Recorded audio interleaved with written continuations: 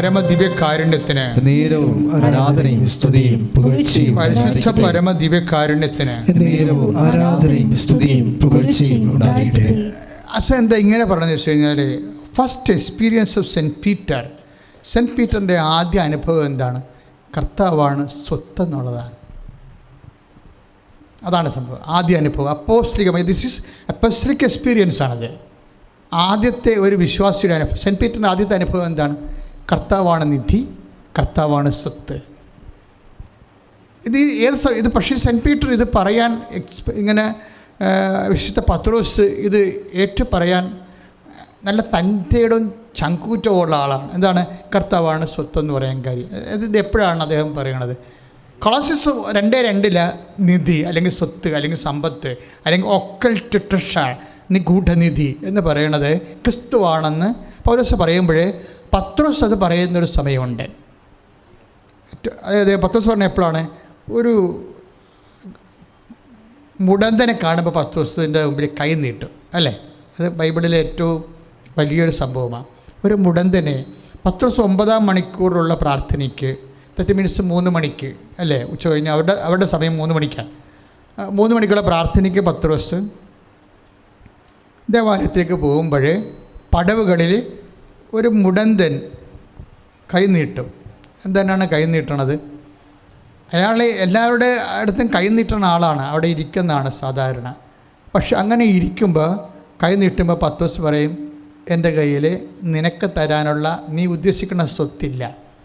എന്താ? സ്വത്ത് ഉണ്ടായിരുന്ന ആളാണ്, 2 വള്ളം ഉണ്ടായിരുന്ന ആളാണ്, 2 വലയും പിന്നെ കുറേ അധികം പണിക്കാരും ഒക്കെ സ്വന്തമായിട്ടുണ്ടായിരുന്ന സമ്പന്നനായൊരു മനുഷ്യനാണ്. പത്രോസിൻ്റെ വീട് നമ്മൾ കഫർനാമിൽ കടപ്പുറത്ത് ചെല്ലുമ്പോൾ പത്രോസിൻ്റെ വീട് കുഴിച്ചു വെച്ചിട്ടുണ്ട്. ഇസ്രയേൽ ഗവൺമെൻറ് പണ്ടത്തെ വീട്, പത്രോസ് താമസിച്ചിരുന്ന വീട്, അതിന് പല ലെയറുണ്ട്. ലെയറെന്ന് വെച്ച് കഴിഞ്ഞാൽ പത്രോസിൻ്റെ വീട് അതാത് കാലത്ത് പുതുക്കി പണിയപ്പെട്ടിട്ടുണ്ട്. അപ്പോൾ കർത്താവ് ജീവിച്ചിരുന്ന കാലത്തുള്ള പത്രോസിൻ്റെ വീട്ടിൽ അമ്മായിയമ്മക്ക് പനിയായിരുന്ന കാലത്ത് കർത്താവ് അയാളുടെ വീട്ടിൽ പോയിട്ടുള്ളതാണ്. ആ വീടിൻ്റെ അടിത്തറ ഇന്ന് ഇസ്രയേലിലുണ്ട്, നമുക്ക് ചെന്നാൽ കാണാൻ പറ്റും. അതിൻ്റെ പുറത്ത് ഉണ്ടാക്കിയ വേറെ അടിത്തറ ഉണ്ട്. എന്ന് വെച്ച് കഴിഞ്ഞാൽ അതെങ്ങനെയാണത് മനസ്സിലാണെന്ന് വെച്ച് കഴിഞ്ഞാൽ, ഇത് കഫർനാം സിനഗോഗിനും അതുപോലെ എക്സ്കവേറ്റ് ചെയ്തിട്ട് പത്രോസിൻ്റെ വാതിക്കലാണ് സിനഗോഗ് ഉള്ളത്. അത് 10-50 മീറ്ററേ ഉള്ളൂ ദൂരമായിട്ട്. എന്നാൽ സിനഗോഗിൻ്റെ ടോപ്പൊന്നുമില്ല. കർത്താവ് ആദ്യം പ്രസംഗിച്ചത് അവിടെ വെച്ചാണ്, കഫർനാമിലെ സിനഗോഗിൽ വെച്ചാണ്. ഞാനത് കാരണം ആദ്യം ഈശോ പ്രസംഗിച്ചെടുത്ത് ചെന്നപ്പോൾ എനിക്ക് ഒരു കുഴപ്പമുണ്ട്.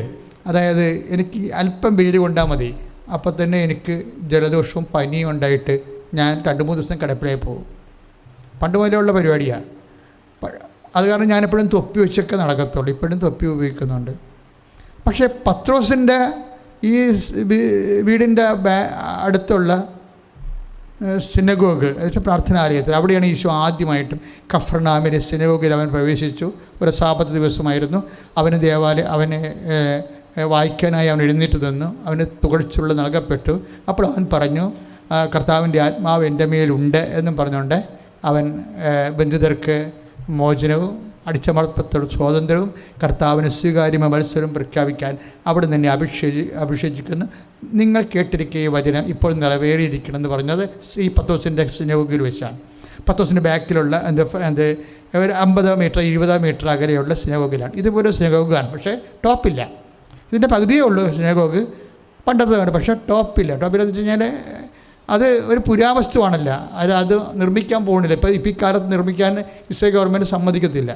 കാര്യം അത് പഴയത് തന്നെ നിലനിർത്തണമെന്ന് ആഗ്രഹിക്കുന്ന കാരണം ഈ പ്രാവശ്യം നിർമ്മിക്കണമെങ്കിൽ നമ്മൾ പുതിയ ഓട് അല്ലെങ്കിൽ പുതിയ ഷീറ്റൊക്കെ ഇടണം. അതും ഗവൺമെൻറ് സമ്മതിക്കത്തില്ല. അവരൊന്നാമത്തെ യഹൂദന്മാരാണ്, എല്ലാം പ്രിസൈസായിട്ട് ചെയ്യണം. അതുകൊണ്ട് ആസിറ്റീസ് മെയിൻറ്റെയിൻ ചെയ്യും അവർ. എന്താണ് പണ്ട് നിന്നിരുന്നത് അതുപോലെ തന്നെ നിലനിർത്തും. റൂഫില്ലെങ്കിൽ റൂഫില്ല. അപ്പോൾ നമുക്കതിൻ്റെ കർത്താവ് നിന്നിരുന്ന സ്ഥലം ഏറെക്കുറെ എൻ്റെ മനസ്സിലുണ്ട്. കാര്യം ഞാൻ സിനഗോഗിലൊക്കെ നേരത്തേക്ക് പോണതാണ്. അപ്പോഴേ സാധാരണ വായിക്കാൻ വേണ്ടി എഴുന്നേറ്റിരിക്കുന്ന സ്ഥലം നമ്മുടെ അൾത്താറ പോലെ അല്ലത്. സിനഗോഗിലെ അൾത്താറ പോലെ അല്ല, നടുക്കാണ്. ഈ ഹോളിൻ്റെ നടുക്ക് ഏറെക്കുറെയാണ് ഈ ഒരു ഇതുപോലെയുള്ള ക്രാസിയുള്ള ബലിപീഠം ഉള്ളത്. ബലിപീഠമല്ല, വായിക്കാനുള്ള സ്ഥലം. അവിടെയാണ് കർത്താവ് നിൽക്കുന്നത്. അപ്പോൾ ഞാൻ ഏറെക്കുറെ സിനഗോഗിൻ്റെ സ്ഥലം കണക്കാക്കി നോക്കിയിട്ട് കർത്താവ് നിൽക്കാൻ സാധ്യതയുള്ള സ്ഥലത്ത് ഞാൻ ചെന്ന് നിന്ന്. അപ്പോൾ എൻ്റെ പ്രശ്നം എന്ന് പറയുന്നത് എന്താണ്? തലയിൽ അല്പം വെയിൽ കൊണ്ടാൽ അപ്പം തന്നെ പനിയും തുമ്മലും ജലദോഷവും ചുമയായിട്ട് മാറി കിടപ്പാകുന്ന പരിപാടിയാണ്. പക്ഷേ കർത്താവ് വചനം പ്രഘോഷിച്ച സ്ഥലത്ത് എനിക്ക് എൻ്റെ തല കൊണ്ടൊന്ന് മുട്ടിക്കണം. അതാണ് എൻ്റെ കാര്യം. നമ്മൾ കർത്താവിൻ്റെ അഭിഷേകം കിട്ടാൻ വേണ്ടി തല കൊണ്ട്, പക്ഷേ ആ വെയിലെന്ന് പറയണത് ഈ സമയത്തുള്ള വെയിലാണ്. ഈ കാലത്ത് ഇതുപോലെയുള്ള കാലത്താണ് ഞാൻ പോയത്. അപ്പോൾ വെയിലെന്ന് പറയുന്നത് 40 ഡിഗ്രി മരുഭൂമിയിലെ പോലെയുള്ളതാണ് ഈ സമയത്തുള്ള വെയിൽ. ഒരു 35, നമുക്ക് 32 വരെയല്ലേ ഉള്ളൂ കേരളത്തിൽ. അവിടെ 35, 37 ഡിഗ്രിയാണ് ഏപ്രിൽ മാസത്തിലുള്ള ചൂട്. അപ്പോൾ ഇങ്ങനെ പൊള്ളി നിൽക്കുകയാണ്. നമുക്ക് ഗലീലിയ കടലിൽ ചെന്ന് കഴിഞ്ഞാൽ കാണാൻ പറ്റത്തില്ല. കാണാൻ പറ്റുന്ന കഴിഞ്ഞാൽ ഈ സൂര്യനെ തിളച്ച് മറിഞ്ഞ് അടിക്കണ കാരണം വെള്ളി പോലെ ഇങ്ങനെ തോന്നും. അതിൻ്റെ കടലിൻ്റെ നിറം പോലും കാണത്തില്ല. വൈകുന്നേരമായ മാത്രമേ കടലിൻ്റെ നീല നിറമൊക്കെ കാണത്തുള്ളൂ.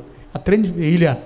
അപ്പോഴേ ഞാൻ തല കൊണ്ടുവന്ന് കർത്താവ് എഴുന്നേറ്റ് നിന്ന് വചനം വായിച്ച് അവിടെ കൊണ്ടുവന്ന് മുട്ടിവായിട്ട് 30 മിനിറ്റ് അവിടെ കിടന്നു. 30 മിനിറ്റ്. എന്താ കാര്യം? ഈശോ നിന്ന സ്ഥലമാണ്, ഈശോ വായിച്ച സ്ഥലമാണ്, ഈശോ വചനം പ്രഘോഷിച്ച സ്ഥലമാണ്. കർത്താവേ, എന്നെ നീ വചനത്താൽ അഭിഷേകം ചെയ്യണമേ. നിൻ്റെ ജോലി ഇക്കാലങ്ങളിൽ ചെയ്യണത് എന്നെപ്പോലെയുള്ളവരാണ്. അപ്പം ഞാൻ നിൻ്റെ വചനം പ്രഘോഷിച്ച സ്ഥലത്ത് വന്നപ്പോഴേ എൻ്റെ പനി അല്ലെങ്കിൽ ജലദോഷം, കിടപ്പ്, തലവേദന ഇങ്ങനെയുള്ള സാധനങ്ങളെല്ലാം ഞാൻ വരട്ടെ, കർത്താവിൻ്റെ സ്ഥലത്ത് വന്നിട്ട് തല മുട്ടിക്കാതെ പോകണത് ശരിയല്ലല്ലോ എന്ന് വിചാരിച്ചുകൊണ്ട് ഞാനവിടെ നിന്നതാണ്. ഇതെന്ന് വെച്ചാൽ ഇതൊക്കെ ഒരു ടൈമാണ്. നമുക്ക് വിശ്വാസം പ്രഖ്യാപിക്കാൻ പ്രതികൂല സാഹചര്യങ്ങളിൽ നമ്മൾ വിശ്വാസം പ്രഖ്യാപിക്കണം. അതായത് അച്ഛൻ എന്താ പറഞ്ഞത് നിങ്ങളോട്? യേശു സ്വത്താണ്, യേശു ഒരു ബോധ്യമാണ്. പക്ഷേ ബോധമെന്നുള്ളത് ബോധ്യമാകണം എപ്പോഴാണെന്ന് അറിയാമോ? എല്ലാവർക്കും ബോധമൊക്കെ ചെറുതായിട്ടുണ്ട്, പക്ഷേ ബോധ്യം കുറവാണ്. ബോധ്യം ഉണ്ടാകണമെങ്കിൽ നമ്മൾ അത് വെച്ച് നമ്മുടെ ബോധം സ്പെൻഡ് ചെയ്യുമ്പോഴാണ് ബോധ്യം ഉണ്ടാകുന്നത്. ബോധം എന്ന് വെച്ച് കഴിഞ്ഞാൽ ഇപ്പം ബോധം, യേശു കർത്താവാണെന്നുള്ള ബോധം അത് പ്രഖ്യാപിക്കുമ്പോഴാണ് ബോധ്യമായി മാറുന്നത്. അല്ലെങ്കിൽ അത് ബോധമായിട്ട് തന്നെ മാറിയിരിക്കും. അതായത് ഇവിടെ എഴുതിയിരിക്കണ കണ്ട, കൊളോസ്യസ് 2:2 എന്താ പറയണത്? സ്നേഹത്താൽ പരസ്പര ബദ്ധമായ നിങ്ങളുടെ ഹൃദയങ്ങൾക്ക് ആശ്വാസവും സുനിശ്ചിതമായ ബോധ്യത്തിൻ്റെ പൂർണ്ണ സമ്പത്തും. ബോധ്യത്തെക്കുറിച്ചാണ് പറയേണ്ടത്. ഈ ബോധ്യം എന്ന് പറയുന്നത് ബോധത്തെ പ്രയോഗത്തിൽ വരുത്തുമ്പോഴാണ് ബോധ്യം ഉണ്ടാകുന്നത്. ബോധം ഉണ്ടാകാം, പക്ഷേ അത് പ്രയോഗത്തിൽ വരുത്തുമ്പോഴാണ് ബോധ്യം. ഈ ബോധ്യമാണ് സമ്പത്തെന്ന് പറയണത്. ബോധ്യമാണ് സമ്പത്തെന്ന് പറയണത്. ഒരു വിശ്വാസിയാണെങ്കിൽ ഇപ്പം യുക്രൈൻകാരെ യുദ്ധമാണ് അല്ലെ നടക്കണം. നമുക്കെന്താ മനസ്സിലാകണത്? യുദ്ധമാകുമ്പോൾ ആരെങ്കിലും ജയിക്കും, ഒരാൾ തോക്കും, അല്ലെങ്കിൽ പൊതുവെ സമാധാനം ഉണ്ടാകും. കുറച്ച് പേര് 2 ഭാഗത്തു നിന്നൊക്കെ മരിക്കും, ഇല്ലേ? അപ്പം മരണം ഇങ്ങനെ മുഖാമുഖം കാണുമ്പോൾ യുക്രൈൻകാർ ചെയ്ത ഒരു കാര്യമുണ്ട് ഇടയ്ക്ക്. എന്താണ് അവർ ചെയ്തത്? അവർ ചെയ്തത് മാക്സിമം എല്ലാവരും കുമ്പസാരി ചുരുങ്ങി. അതാണ് വിഷയം. അത് യുദ്ധം ജയിച്ചതുപോലെയായിപ്പോയി. അപ്പം അത്രയും ഭയങ്കരമായ ഒരു അവസ്ഥയാണ്. പക്ഷേ ഈ ആൾക്കാർ കുമ്പസാരിക്കാൻ വേണ്ടി ക്യൂ നിൽക്കുക. ഈ കാഴ്ച ഞാൻ പണ്ട് കണ്ടത് ജോൺ പോൾ മാർപ്പാപ്പ പോളണ്ട് സന്ദർശിക്കണമെന്ന് കേട്ടപ്പോൾ തന്നെ ജനങ്ങൾ കസേര വരച്ച് റോഡ് ഇട്ടുകൊണ്ട് അച്ഛനെ കൊണ്ടുവന്ന് വെച്ചിട്ട് മുട്ടിയിൽ നിന്ന് ലൈനായിട്ട് തെരുവിൽ നിന്ന് കുമ്പസാരിക്കേണ്ട രംഗം ഞാൻ കണ്ടിട്ടുണ്ട്. അത് പിന്നെ ഒരു നല്ല വലിയ സന്തോഷമുള്ള കാര്യമാണ്. ഇതങ്ങനെയല്ല.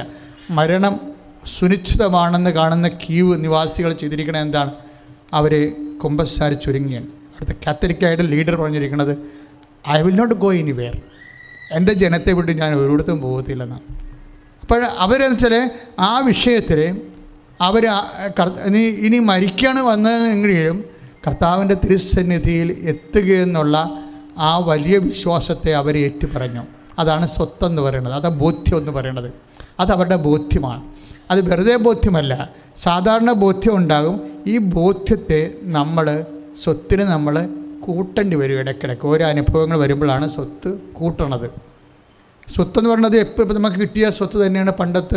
പണ്ട് നമ്മുടെ അപ്പൻ നമുക്ക് കുറച്ച് സ്വത്ത് തന്ന് അത് തന്നെ ഇപ്പോഴും ഉള്ളതെന്നുണ്ടെങ്കിൽ ഒന്നെങ്കിൽ നമ്മൾ ലോകം മടിയന്മാരായിട്ടായിരിക്കും. പക്ഷേ സ്വത്ത് ഇപ്പം ക്രിസ്തു ഒരു സ്വത്താണെന്ന് കൊളോസ്യസ് 2:2 പറഞ്ഞില്ലേ? പക്ഷെ ആ സ്വത്ത് നീ ഇങ്ങനെ ഓരോ ഘട്ടം വരുമ്പോൾ അത് നല്ലവണ്ണം മാർക്കറ്റ് ചെയ്ത് അതുകൊണ്ട് കച്ചവടം ചെയ്ത് അത് കൂട്ടണം.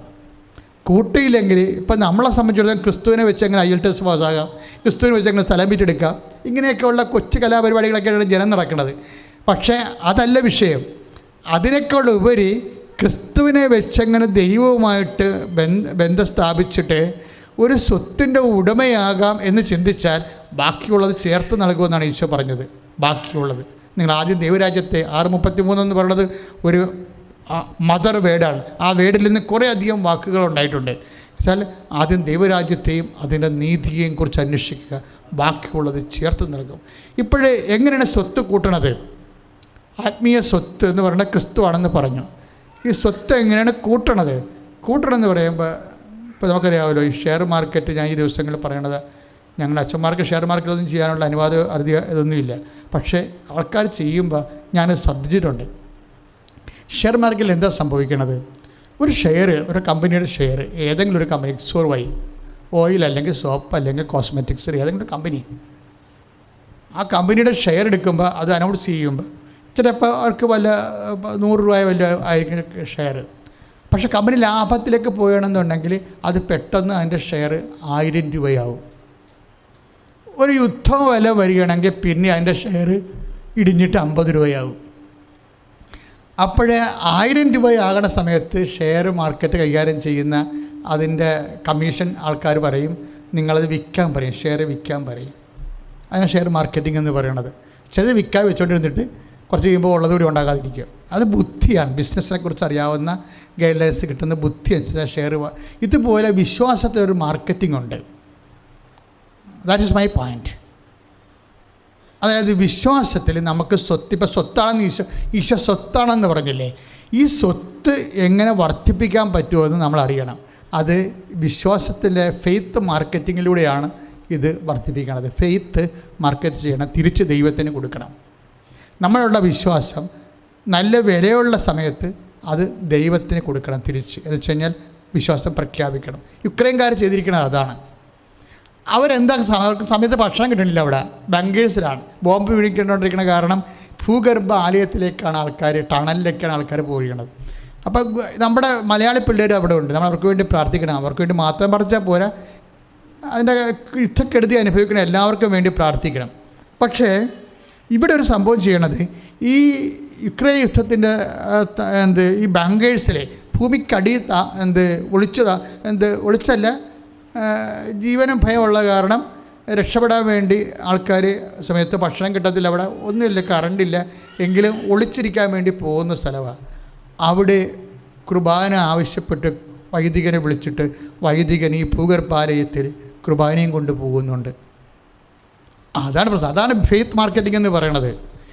ഈ സമയത്ത് അവിടെ യഥാർത്ഥത്തിലുള്ള മനുഷ്യൻ്റെ ശരീരത്തിൻ്റെ ഭക്ഷണവും വെള്ളമൊന്നും കിട്ടണില്ല, മരണമാണ് മുമ്പിൽ കാണുന്നത്. അപ്പോൾ അതിന് ഭൂഗർഭ ആലയത്തിലേക്ക് വൈദികന് കുർബാനയും കൊണ്ട് വരാൻ വേണ്ടി വൈദികനെ വിളിക്കുന്നു. നമ്മുടെ ഇതുപോലെയുള്ള കമ്പനിയില്ലേ, ഫുഡ് കമ്പനിക്ക് ഫോൺ ചെയ്ത് വിളിപ്പിക്കത്തില്ലേ ആൾക്കാർ. ആ ഫുഡ് കമ്പനിക്ക് ലഞ്ചിന് വേണ്ടി വിളിപ്പിക്കണ പോലെ കുർബാനയ്ക്ക് വേണ്ടി ഫോൺ ചെയ്ത് വിളിപ്പിക്കുക.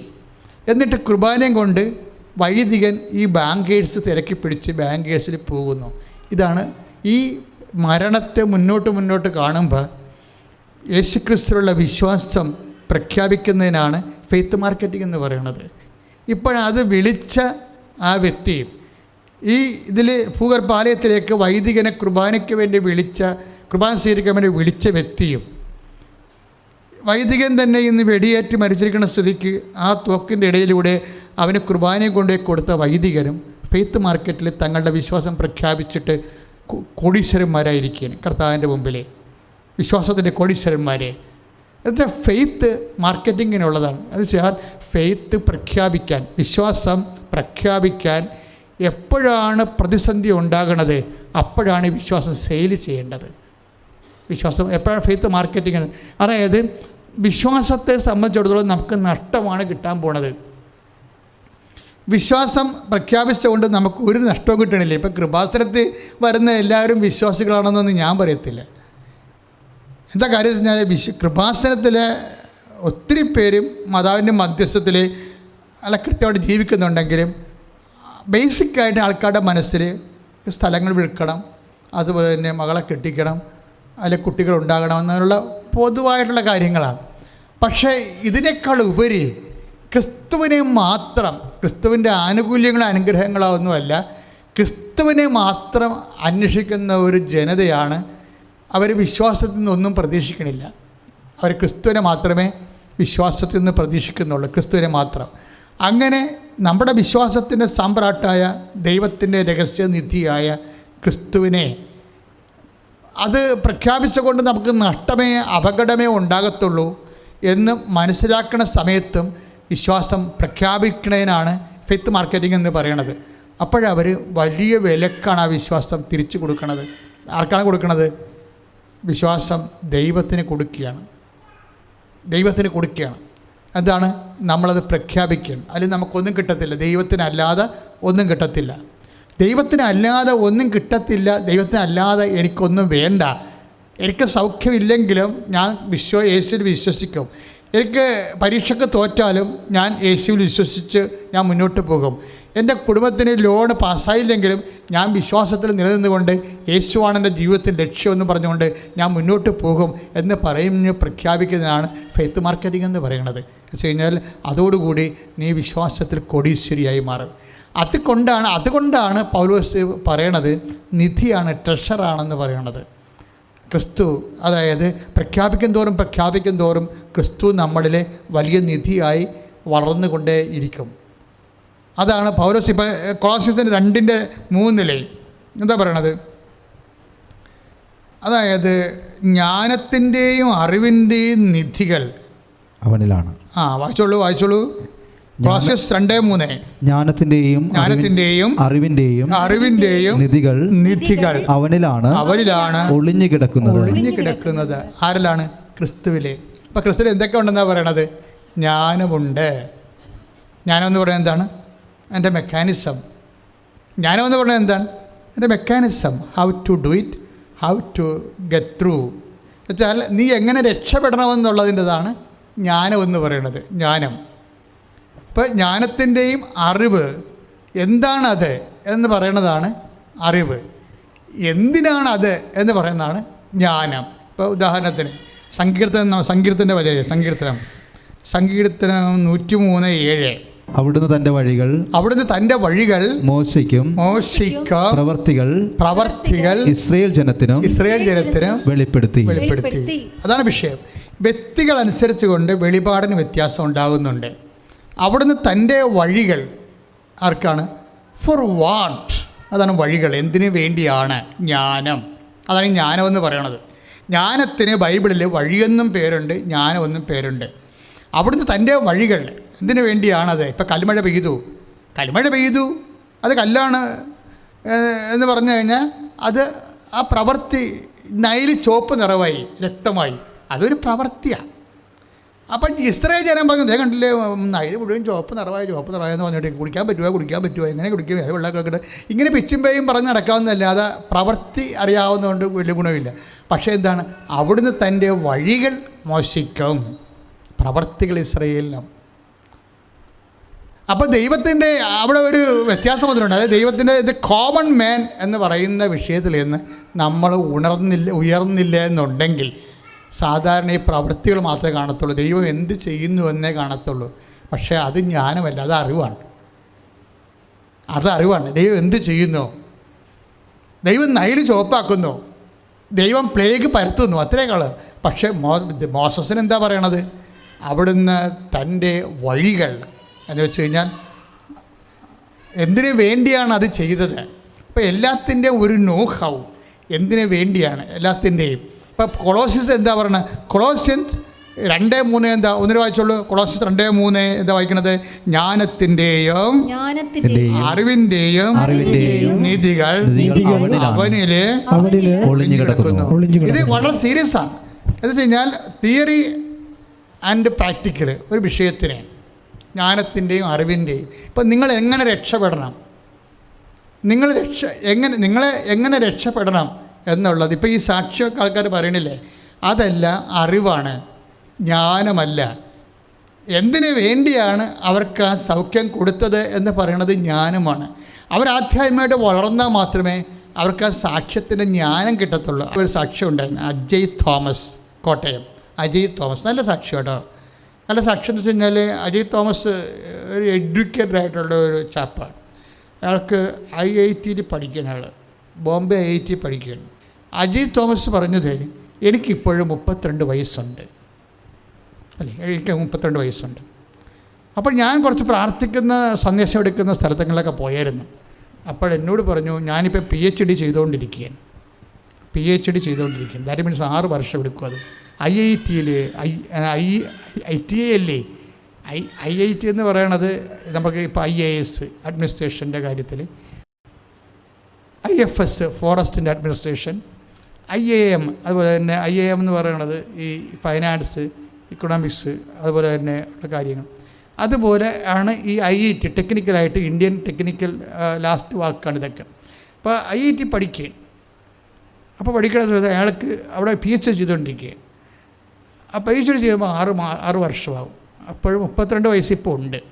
32, 6, 38. ഞങ്ങൾക്ക് ജോലി കിട്ടുമ്പോൾ 40 വയസ്സാകും എന്ന് പ്രാർത്ഥിക്കുന്ന സ്ഥലത്തുനിന്ന് പറഞ്ഞു ആ പുള്ളിക്കാരെ ഇന്നലെ ഇവിടെ സാക്ഷ്യപ്പെടുത്തിയിരിക്കുന്നത്.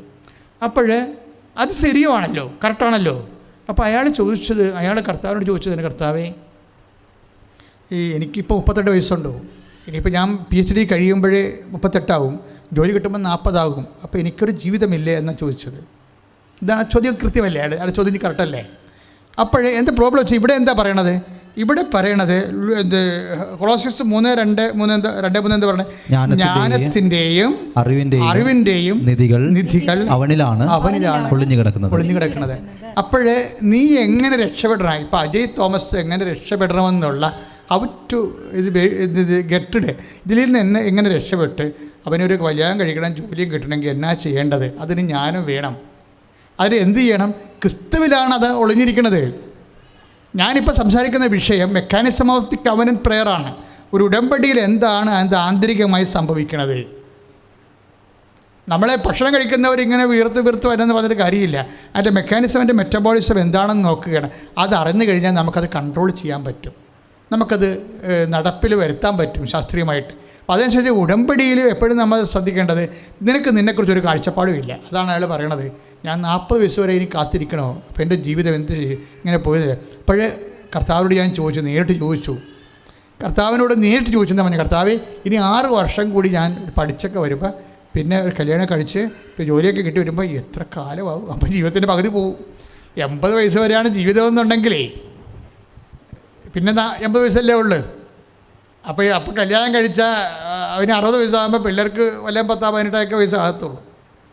ഈ 18 വയസ്സുള്ളവന് 60 വയസ്സുള്ള അപ്പനൊക്കെ അത് ആര് മൈൻഡ് ചെയ്യാനാണ്? വല്ല രക്ഷമുണ്ട്? ഇപ്പം തന്നെ പിള്ളേർക്ക് അമ്മമാരെ പിടിക്കാൻ നടക്കും.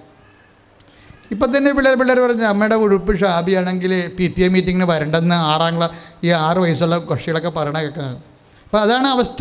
അപ്പോൾ അതുകൊണ്ട് അത്ര നിസ്സാരമല്ല ഈ വിഷയം വളരെ സീരിയസാണ്. അപ്പോൾ അയാൾ കർത്താവിനോട് നേരത്തെ ഇൻട്രാക്ട് ചെയ്ത്, ഈ ദൈവത്തോട് നേരിട്ട് ഇൻട്രാക്ട് ചെയ്യുക, നമ്മുടെ കാര്യങ്ങൾ പറയുക എന്ന് പറഞ്ഞാൽ അത് ഈസിയുമാണ്, പക്ഷേ എന്നാൽ പാടുവാണ്. കുറച്ച് ആധികാരികത വേണം നമുക്കങ്ങനെ സംസാരിക്കണമെങ്കിൽ. പക്ഷേ റിലേഷൻസ് ബേസ്ഡാണ്. ഇപ്പോൾ റിലേഷൻസ് ബേസ്ഡാണ്. ഇപ്പോൾ ചില ആൾക്കാർ എൻ്റെ അടുത്ത് നേരിട്ട് വന്ന് സംസാരിക്കും. ചില ആൾക്കാർ ഓഫീസ് ത്രൂ ആണ് വരണത്. അതെന്താ കാര്യം? അവരെ ചിലപ്പോൾ ഞാനുമായിട്ട് റിലേഷൻ ബേസ് ആയിരിക്കും. എൻ്റെ അടുത്ത് വരുന്നത് ആരാണ്? ഞാൻ ഏൽപ്പിച്ച് ജോലി ചെയ്തുകൊണ്ടിരിക്കുന്ന ഇവിടുത്തെ ശുശ്രൂഷകരായിരിക്കും എൻ്റെ അടുത്ത് വരുന്നത്. ഇതുപോലെ ദൈവമായിട്ട് ദൈവത്തിൻ്റെ എന്തെങ്കിലും ശുശ്രൂഷ നീ ചെയ്യുന്നുണ്ടോ? അതൊരു സീരിയസ് വിഷയമാണ്. ദൈവത്തിൻ്റെ എന്തെങ്കിലും ശുശ്രൂഷ, നമുക്ക് അധികാരം വേണ്ടേ? കർത്താവിൻ്റെ അടുത്ത് വരാൻ അധികാരം വേണ്ടേ? നിങ്ങളെ പിള്ളേരെ വളർത്തുന്നുണ്ട്, അല്ലെങ്കിൽ വീട് വെച്ച് താമസിച്ച് പോകുന്നുണ്ട്, ഇങ്ങനെ അതൊക്കെ എല്ലാ മനുഷ്യർക്കും ചെയ്യണതാണ്. ദൈവവും അതൊക്കെ ദുഷ്ടന്മാർക്ക് വേണ്ടി പോലും ഞാൻ മഴ പെയ്ക്കുമോ ദൈവം പറഞ്ഞിട്ടുണ്ട്. അതിൻ്റെ അടുത്ത് കഥയില്ലെന്ന് എൻ്റെ അർത്ഥം. നിൻ്റെ ഈ സാധാരണ നീ ജീവിതം ജീവിച്ച് പോകുന്നു എന്ന് പറഞ്ഞിട്ട് അതിൻ്റെ അകത്ത് നീയും ദൈവവുമായിട്ട് പ്രത്യേകിച്ച് ഒരു റിലേഷൻസിൻ്റെ ഒരു സിറ്റുവേഷൻസ് അവിടെ ഇല്ല. അതുകൊണ്ടാണ് ഈശോ ചോദിക്കുന്നത്, വിശേഷവിധിയായി നീ എന്താണ് ചെയ്യണത്? 5:47 താഴെ സുവിശേഷത്തിലൊരു വാക്കുണ്ടേ, നിന്നെ അഭിവാദനം ചെയ്യുന്നവരെ മാത്രമേ നീ അഭിവാദനം ചെയ്യുന്നുള്ളെങ്കിൽ വിശേഷവിധിയായി നീ എന്താണ് ചെയ്യുന്നത്? അപ്പം കർത്താവ് ഉദ്ദേശിക്കുന്നത് എന്താണ്? സാധാരണ മനുഷ്യർ ചെയ്യുന്നതിനേക്കാൾ നമ്മൾ കൂടുതലായി ദൈവദൈവസന്നിധിയിൽ എന്തോ ചെയ്യുമ്പോഴാണ് നമ്മൾക്ക് അധികാരം ഉണ്ടാകുന്നത്. ഇപ്പോൾ അജയ് തോമസ് ചോദിക്കണ ഇതാണ്, അവൻ കർത്താവുമായിട്ട് റിലേറ്റഡാണ്. അപ്പോൾ സാക്ഷ്യം കേൾക്കുമ്പോൾ അറിയാം. അമ്മയും മകനും കൂടി എന്നാൽ ജവമാല ചൊല്ലി പ്രാർത്ഥിക്കുകയൊക്കെ ചെയ്യണത്. പ്രാർത്ഥിക്കുന്ന സമയത്ത് അവൻ്റെ ഒരു ഉടമ്പടിയുടെ ഒരു പ്രശ്നം എന്ന് പറയുന്നത് കിണറ്റിൽ വെള്ളമില്ലാത്തതാണ്. കാര്യം നമുക്ക് നിങ്ങളെവിടെയൊക്കെയുള്ള ആൾക്കാരാണെന്ന് എനിക്കറിയത്തില്ല. പക്ഷേ ഈ ആലപ്പുഴ ഈ തീരദേശത്തെ വെള്ളത്തിൽ വലിയ പ്രശ്നമില്ല. കുഴിച്ച വെള്ളം കിട്ടും, 6 അടി കുഴിച്ച വെള്ളം കിട്ടും. പക്ഷേ കിഴക്കോട്ട് ഈ വെമ്പനാട്ട് കായലിന് കിഴക്കോട്ട് ചെല്ലുന്തോറും കുഴിച്ച വെള്ളം കിട്ടത്തില്ല. ഞാൻ ശാന്തമ്പാറ ധ്യാനിപ്പിക്കുമ്പോൾ 350 അടി താത്തിയിട്ട് വെള്ളം കിട്ടാത്തൊരു ചേടുത്തി പെൺമക്കളെയും കൊണ്ട് നാട് വിട്ടു പോകാനും പറ്റണില്ല, അവിടെ താമസിക്കാനും പറ്റുന്നില്ല. നിലയം വിളിച്ച് മലകയറി വന്ന് ധ്യാനം കൂടേണ്ട സമയത്ത് ഒരു തിരിവെഞ്ചരിച്ച് കൊടുത്ത് ഞാൻ ഓർക്കുന്നുണ്ട്. ആ തിരി തീരുമ്പോൾ തന്നെ അവിടെ കിണർ കർത്താവ് വെള്ളം ഉയർത്തിക്കൊണ്ടുവന്ന് അന്ന് ധ്യാനിപ്പിക്കാൻ പോയതാണ് ശാന്തമ്പാറ. പക്ഷേ അന്നാണ് എനിക്ക് മനസ്സിലായത്, ഈ വെള്ളമില്ലാത്തത് ഒരു സീരിയസ് വിഷയമാണ്. ഇപ്പം ചില ആൾക്കാർ സ്ഥലം മേടിക്കും, പക്ഷേ കിണർ കുത്താൻ വേണ്ടി പല ആൾക്കാർ വെള്ളം നോക്കാൻ കൊണ്ടുവരും. പക്ഷേ അവർ വെള്ളം ഉണ്ടെന്നൊക്കെ പറഞ്ഞ സ്ഥലത്ത് അവർ ഈ വൈ പോലുള്ള വടിയൊക്കെ എടുത്ത് കറക്കി വെച്ചും അവർ തന്നെ തലകുത്തി മറിഞ്ഞ് ബാക്കിലോട്ട് പോകും. അവിടെ നിന്ന് വരും, തെക്കുന്ന് വരും, വടക്കുന്ന് വരും, വൈ പോലുള്ള വടിയും കറക്കി വന്നിട്ട് അവർ തന്നെ തലകുത്തി മറിഞ്ഞ് താഴേക്ക് പോകും. അപ്പോൾ നമ്മൾ ഇവിടെ വെള്ളമുണ്ട്. അയാൾ അഭ്യാസം കാണിക്കണതാണ്. നമ്മുടെയൊക്കെ ഒന്ന് 250 രൂപ മേടിച്ചിട്ട് വണ്ടി വിടും അയാൾ, പിന്നെ അയാളെ കാണത്തില്ല. അപ്പോൾ ഇങ്ങനെ കുറേ അഭ്യാസക്കാരുണ്ട് വെള്ളം നോക്കാൻ തന്നെ. ഇങ്ങനെ ചില നമ്മൾ പെട്ടുപോകും. അപ്പം അങ്ങനെ വെള്ളം നോക്കിയിട്ട് നമ്മൾ കുഴിച്ച് ചെല്ലുമ്പോൾ അവിടെ വെള്ളം ഉണ്ടാകത്തില്ല. ഇതൊരു നിസ്സാര കാര്യമല്ല ശരിക്കും. അപ്പോൾ അജയ് വന്ന് വെച്ചും പറഞ്ഞു, അജയ് ഉടമ്പടി വെച്ചിരിക്കുന്ന ഒരു വിഷയം എന്താണെന്ന് വെച്ച് കഴിഞ്ഞാൽ വെള്ളമില്ല എന്ന്, കിണറ്റിൽ വെള്ളമില്ലെന്ന്. അപ്പോൾ നമ്മുടെ സബ്ജക്റ്റ് എന്താണ്? ജ്ഞാനത്തിൻ്റെ അറിവിൻ്റെ നിധിയെല്ലാം അവരിൽ നിക്ഷിപ്തമായിരിക്കുന്നു. ജ്ഞാനം എന്ന് പറയുന്നത് ഇവന് വെള്ളമുണ്ടാക്കാൻ എന്താണ് മാർഗം, അതിനിവരെന്താണ് ചെയ്യേണ്ടത്, അതാണ് ജ്ഞാനം. ക്രിസ്തുവുമായി നിങ്ങൾ ഐക്യപ്പെടുമ്പോൾ ഈ ജ്ഞാനം നമുക്ക് അപ്ലോഡ് ചെയ്ത് തിരിച്ചു തരും. What you should do now. നിനക്ക് വയസ്സിപ്പോൾ 32, നിനക്ക് ജോലി കിട്ടുമ്പോൾ 40, അപ്പോൾ പിന്നെ പെണ്ണ് കിട്ടാൻ സാധ്യതയില്ല. What should you now. നീ ഇപ്പോൾ എന്ത് ചെയ്യണം? ഇത് അവന് മാത്രമല്ല, എല്ലാവർക്കും കർത്താവ് പകർന്നു കിട്ടും. എന്താണ് ഇപ്പോൾ ചെയ്യേണ്ടത്, നീ ചെയ്യേണ്ടത് എന്താണെന്ന് അവിടെ ചെല്ലുമ്പോൾ നിനക്ക് അറിവ് തരുമെന്ന് കർത്താവ് പറഞ്ഞില്ലേ. അതുപോലെ ഓരോ സ്പോട്ടിൽ ചെല്ലുമ്പോൾ ദൈവം നമുക്ക് ഈ ജ്ഞാനം എങ്ങനെ രക്ഷപ്പെടാൻ പറ്റും എല്ലാം ദൈവത്തിന് അറിയാം. കഴിഞ്ഞ ദിവസങ്ങളൊരു സാക്ഷ്യം ഉണ്ടായത്, അവരൊരു കമ്പനി നടത്തുകയാണ്. അതിപ്പം വലിയ കടവാണ്. കോവിഡ് വന്നപ്പോൾ ഓണർ മരിച്ചു. പക്ഷേ 15 ലക്ഷം രൂപ ആ കമ്പനിയിൽ ഇവർക്ക് ഇൻവെസ്റ്റ്മെൻറ്റുണ്ട്, ഷെയറുണ്ട്. ആ ഷെയർ മാനേജറിൻ്റെ കൊടുത്തിരിക്കുകയാണ്. ആ മാനേജർ ആ ഇവരുടെ ഷെയർ കൂടി വാങ്ങിച്ചുകൊണ്ടാണ് ഈ കമ്പനി നടത്തിക്കൊണ്ട് പോകുന്നത്. പക്ഷേ കോവിഡ് വന്നപ്പോൾ കമ്പനി അടച്ച് മാനേജരും ടെൻഷൻ കൊണ്ട് ഈ കടം കൊണ്ട് മരിച്ചുപോയി. അപ്പോൾ ഈ മാനേജരും മരിച്ച് പിന്നെ എന്താ അവർക്ക് സംഭവിച്ചത്? അവരുടെ കാശും പോയി. എന്ത് ചെയ്യും? അപ്പോൾ ഇവിടെയും ജ്ഞാനമാണ് വർക്ക് ചെയ്യേണ്ടത്. അവരൊന്ന് ഉടമ്പടി ചെയ്യും. ഉടമ്പടി ചെയ്ത് കഴിഞ്ഞാൽ അത് സാക്ഷ്യം നമ്മുടെ യൂട്യൂബിൽ കിടക്കുന്നുണ്ട്. ഉടമ്പടി ചെയ്ത് കഴിയുമ്പോൾ നമുക്ക് ഒരു ജ്ഞാനമില്ല, ഇവരെങ്ങനെ രക്ഷപ്പെടും. നമ്മൾ വാവിളിച്ച് പോകും. ഇവരെങ്ങനെ രക്ഷപ്പെടാണ്? ഇവരുടെ കാശ് 10 ലക്ഷം രൂപ മാനേജറിൻ്റെ അടുത്ത് പോയാൽ അതിന് കണക്കുമില്ല. ആ കമ്പനി പൂട്ടിക്കിടക്കുകയാണ്. ഇനി ഇപ്പോൾ കോവിഡ് കാലത്ത് ഇവർക്ക് അതിനിടക്ക് വന്നു, ഒമിക്രോണും വന്ന് പോരെ, കാശ പോയി, പിന്നെ ഒമിക്രോണും വന്ന്, കോവിഡ് വന്ന്, മാനേജർ മരിച്ച്. ഇയാളെങ്ങനെ രക്ഷപ്പെടാനാണ്? പക്ഷേ ഇതിനും എന്താണ്? ജ്ഞാനത്തിൻ്റെയും ഇവരെങ്ങനെ രക്ഷപ്പെടണമെന്നുള്ള രക്ഷപ്പെടാനുള്ള ഒരു ഫോർമുല ദൈവത്തിനുണ്ടാകുമല്ലോ. എല്ലാവരെയും രക്ഷപ്പെടുത്താനുള്ള ഫോർമുല ദൈവത്തിൻ്റെ കയ്യിൽ ഉണ്ട് എന്നുള്ളതിൻ്റെ അടയാളമാണ് കുരിശ്. കാര്യം ലോകം മുഴുവനും പാപത്തിൽ അകപ്പെട്ടു പോയാലും അതിനെ രക്ഷപ്പെടുത്താൻ വേണ്ടി ദൈവത്തിൻ്റെ കയ്യിൽ ഫോർമുല ഉണ്ട്. അതാണ് കുരിശെന്ന് പറയുന്നത്.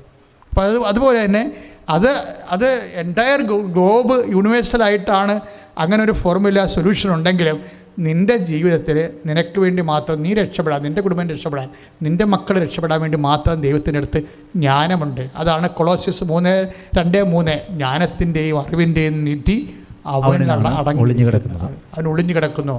അപ്പോൾ ഇത് യു മസ്റ്റ് ഡിഗ് ഇറ്റ്. അതായത് വെറുതെ ചെന്ന് ജ്ഞാനത്തിൻ്റെയും അറിവിൻ്റെയും നിധി അലമാരി ഇരിക്കണം എന്നല്ല പറയണത്, ഒളിഞ്ഞു കിടക്കണം എന്നാണ് പറയണത്. അപ്പം നമ്മൾ പ്രാർത്ഥന കൊണ്ടും കമ്മിറ്റ്മെൻറ്റ് കൊണ്ടും നമ്മളിത്, ഈ സ്ത്രീ അങ്ങനെ ഒരു സ്ത്രീയാണ്. അവർ പറഞ്ഞ അമ്മയെടുത്ത് ഇതിനൊക്കെ വഴിയുണ്ട്, അമ്മ ഈശോയോട് ചോദിച്ച് എന്നെ സഹായിക്കണം, എനിക്ക് ആരുമില്ല ഇത് പറഞ്ഞു തരാനും തിരക്കാനും ഒക്കെ. ഇതാണ് ഡയലോഗ് എന്ന് പറയുന്നത്. അത് തന്നെയാണ് ഈ അജയ് തോമസും ചെയ്തത്. എനിക്ക് വയസ്സ് 32, ഞാൻ പുറത്തിറക്കുമ്പോൾ 40 വയസ്സ്. അപ്പം പെണ്ണ് കെട്ടുമെന്നൊന്നും എനിക്കറിയാൻ പറ്റില്ല, നീ അത് തീരുമാനിക്കണം. പക്ഷേ ഇവർക്ക് രണ്ടുപേർക്കും ദൈവത്തോട് ഡയലോഗ് ചെയ്യാനുള്ള അധികാരമുണ്ട്. ഈ അധികാരം ഇവരെങ്ങനെ ഒപ്പിച്ചെന്ന് നമ്മൾ അറിയണം. അധികാരം എന്ന് പറയുന്നത് ഇതിൻ്റെ ഒരു ഭാഗമാണ്. ആത്മബന്ധം കുറച്ച് കഴിയുമ്പോൾ അധികാരമായിട്ട് മാറും. ആത്മബന്ധമായിട്ടാണ് നമ്മൾ തുടങ്ങേണ്ടത്. വിശ്വാസത്തിൽ അങ്ങനെ ഒരു പ്രത്യേകത ഉണ്ട്. ആദ്യം ഒരു അവിശ്വാസമായിരിക്കും ഉണ്ടാകുന്നത്, പിന്നെ വിശ്വാസം, പിന്നെ അതിജീവിത വിശ്വാസമുണ്ട്. സാധാരണ ക്ലേശങ്ങൾ അതിജീവിക്കുന്ന ഇപ്പം നമ്മൾ കണ്ടിട്ടില്ലേ, കഴിഞ്ഞ ദിവസമൊക്കെ കണ്ടായിരുന്നു 1 Pത്രോസ് 1:7. കാരണം അഗ്നിശോധനയെ അതിജീവിക്കുന്ന നശ്വരമായ സ്വർണ്ണത്തേക്കാൾ വിലയേറിയതായിരിക്കും പരീക്ഷകളെ അതിജീവിക്കുന്ന നിങ്ങളുടെ വിശ്വാസം. അതായത് ഒരു പരീക്ഷയെ നമ്മുടെ വിശ്വാസം അതിജീവിച്ചാൽ അതിന് പിന്നെ അതിൻ്റെ മൂല്യം കൂടും.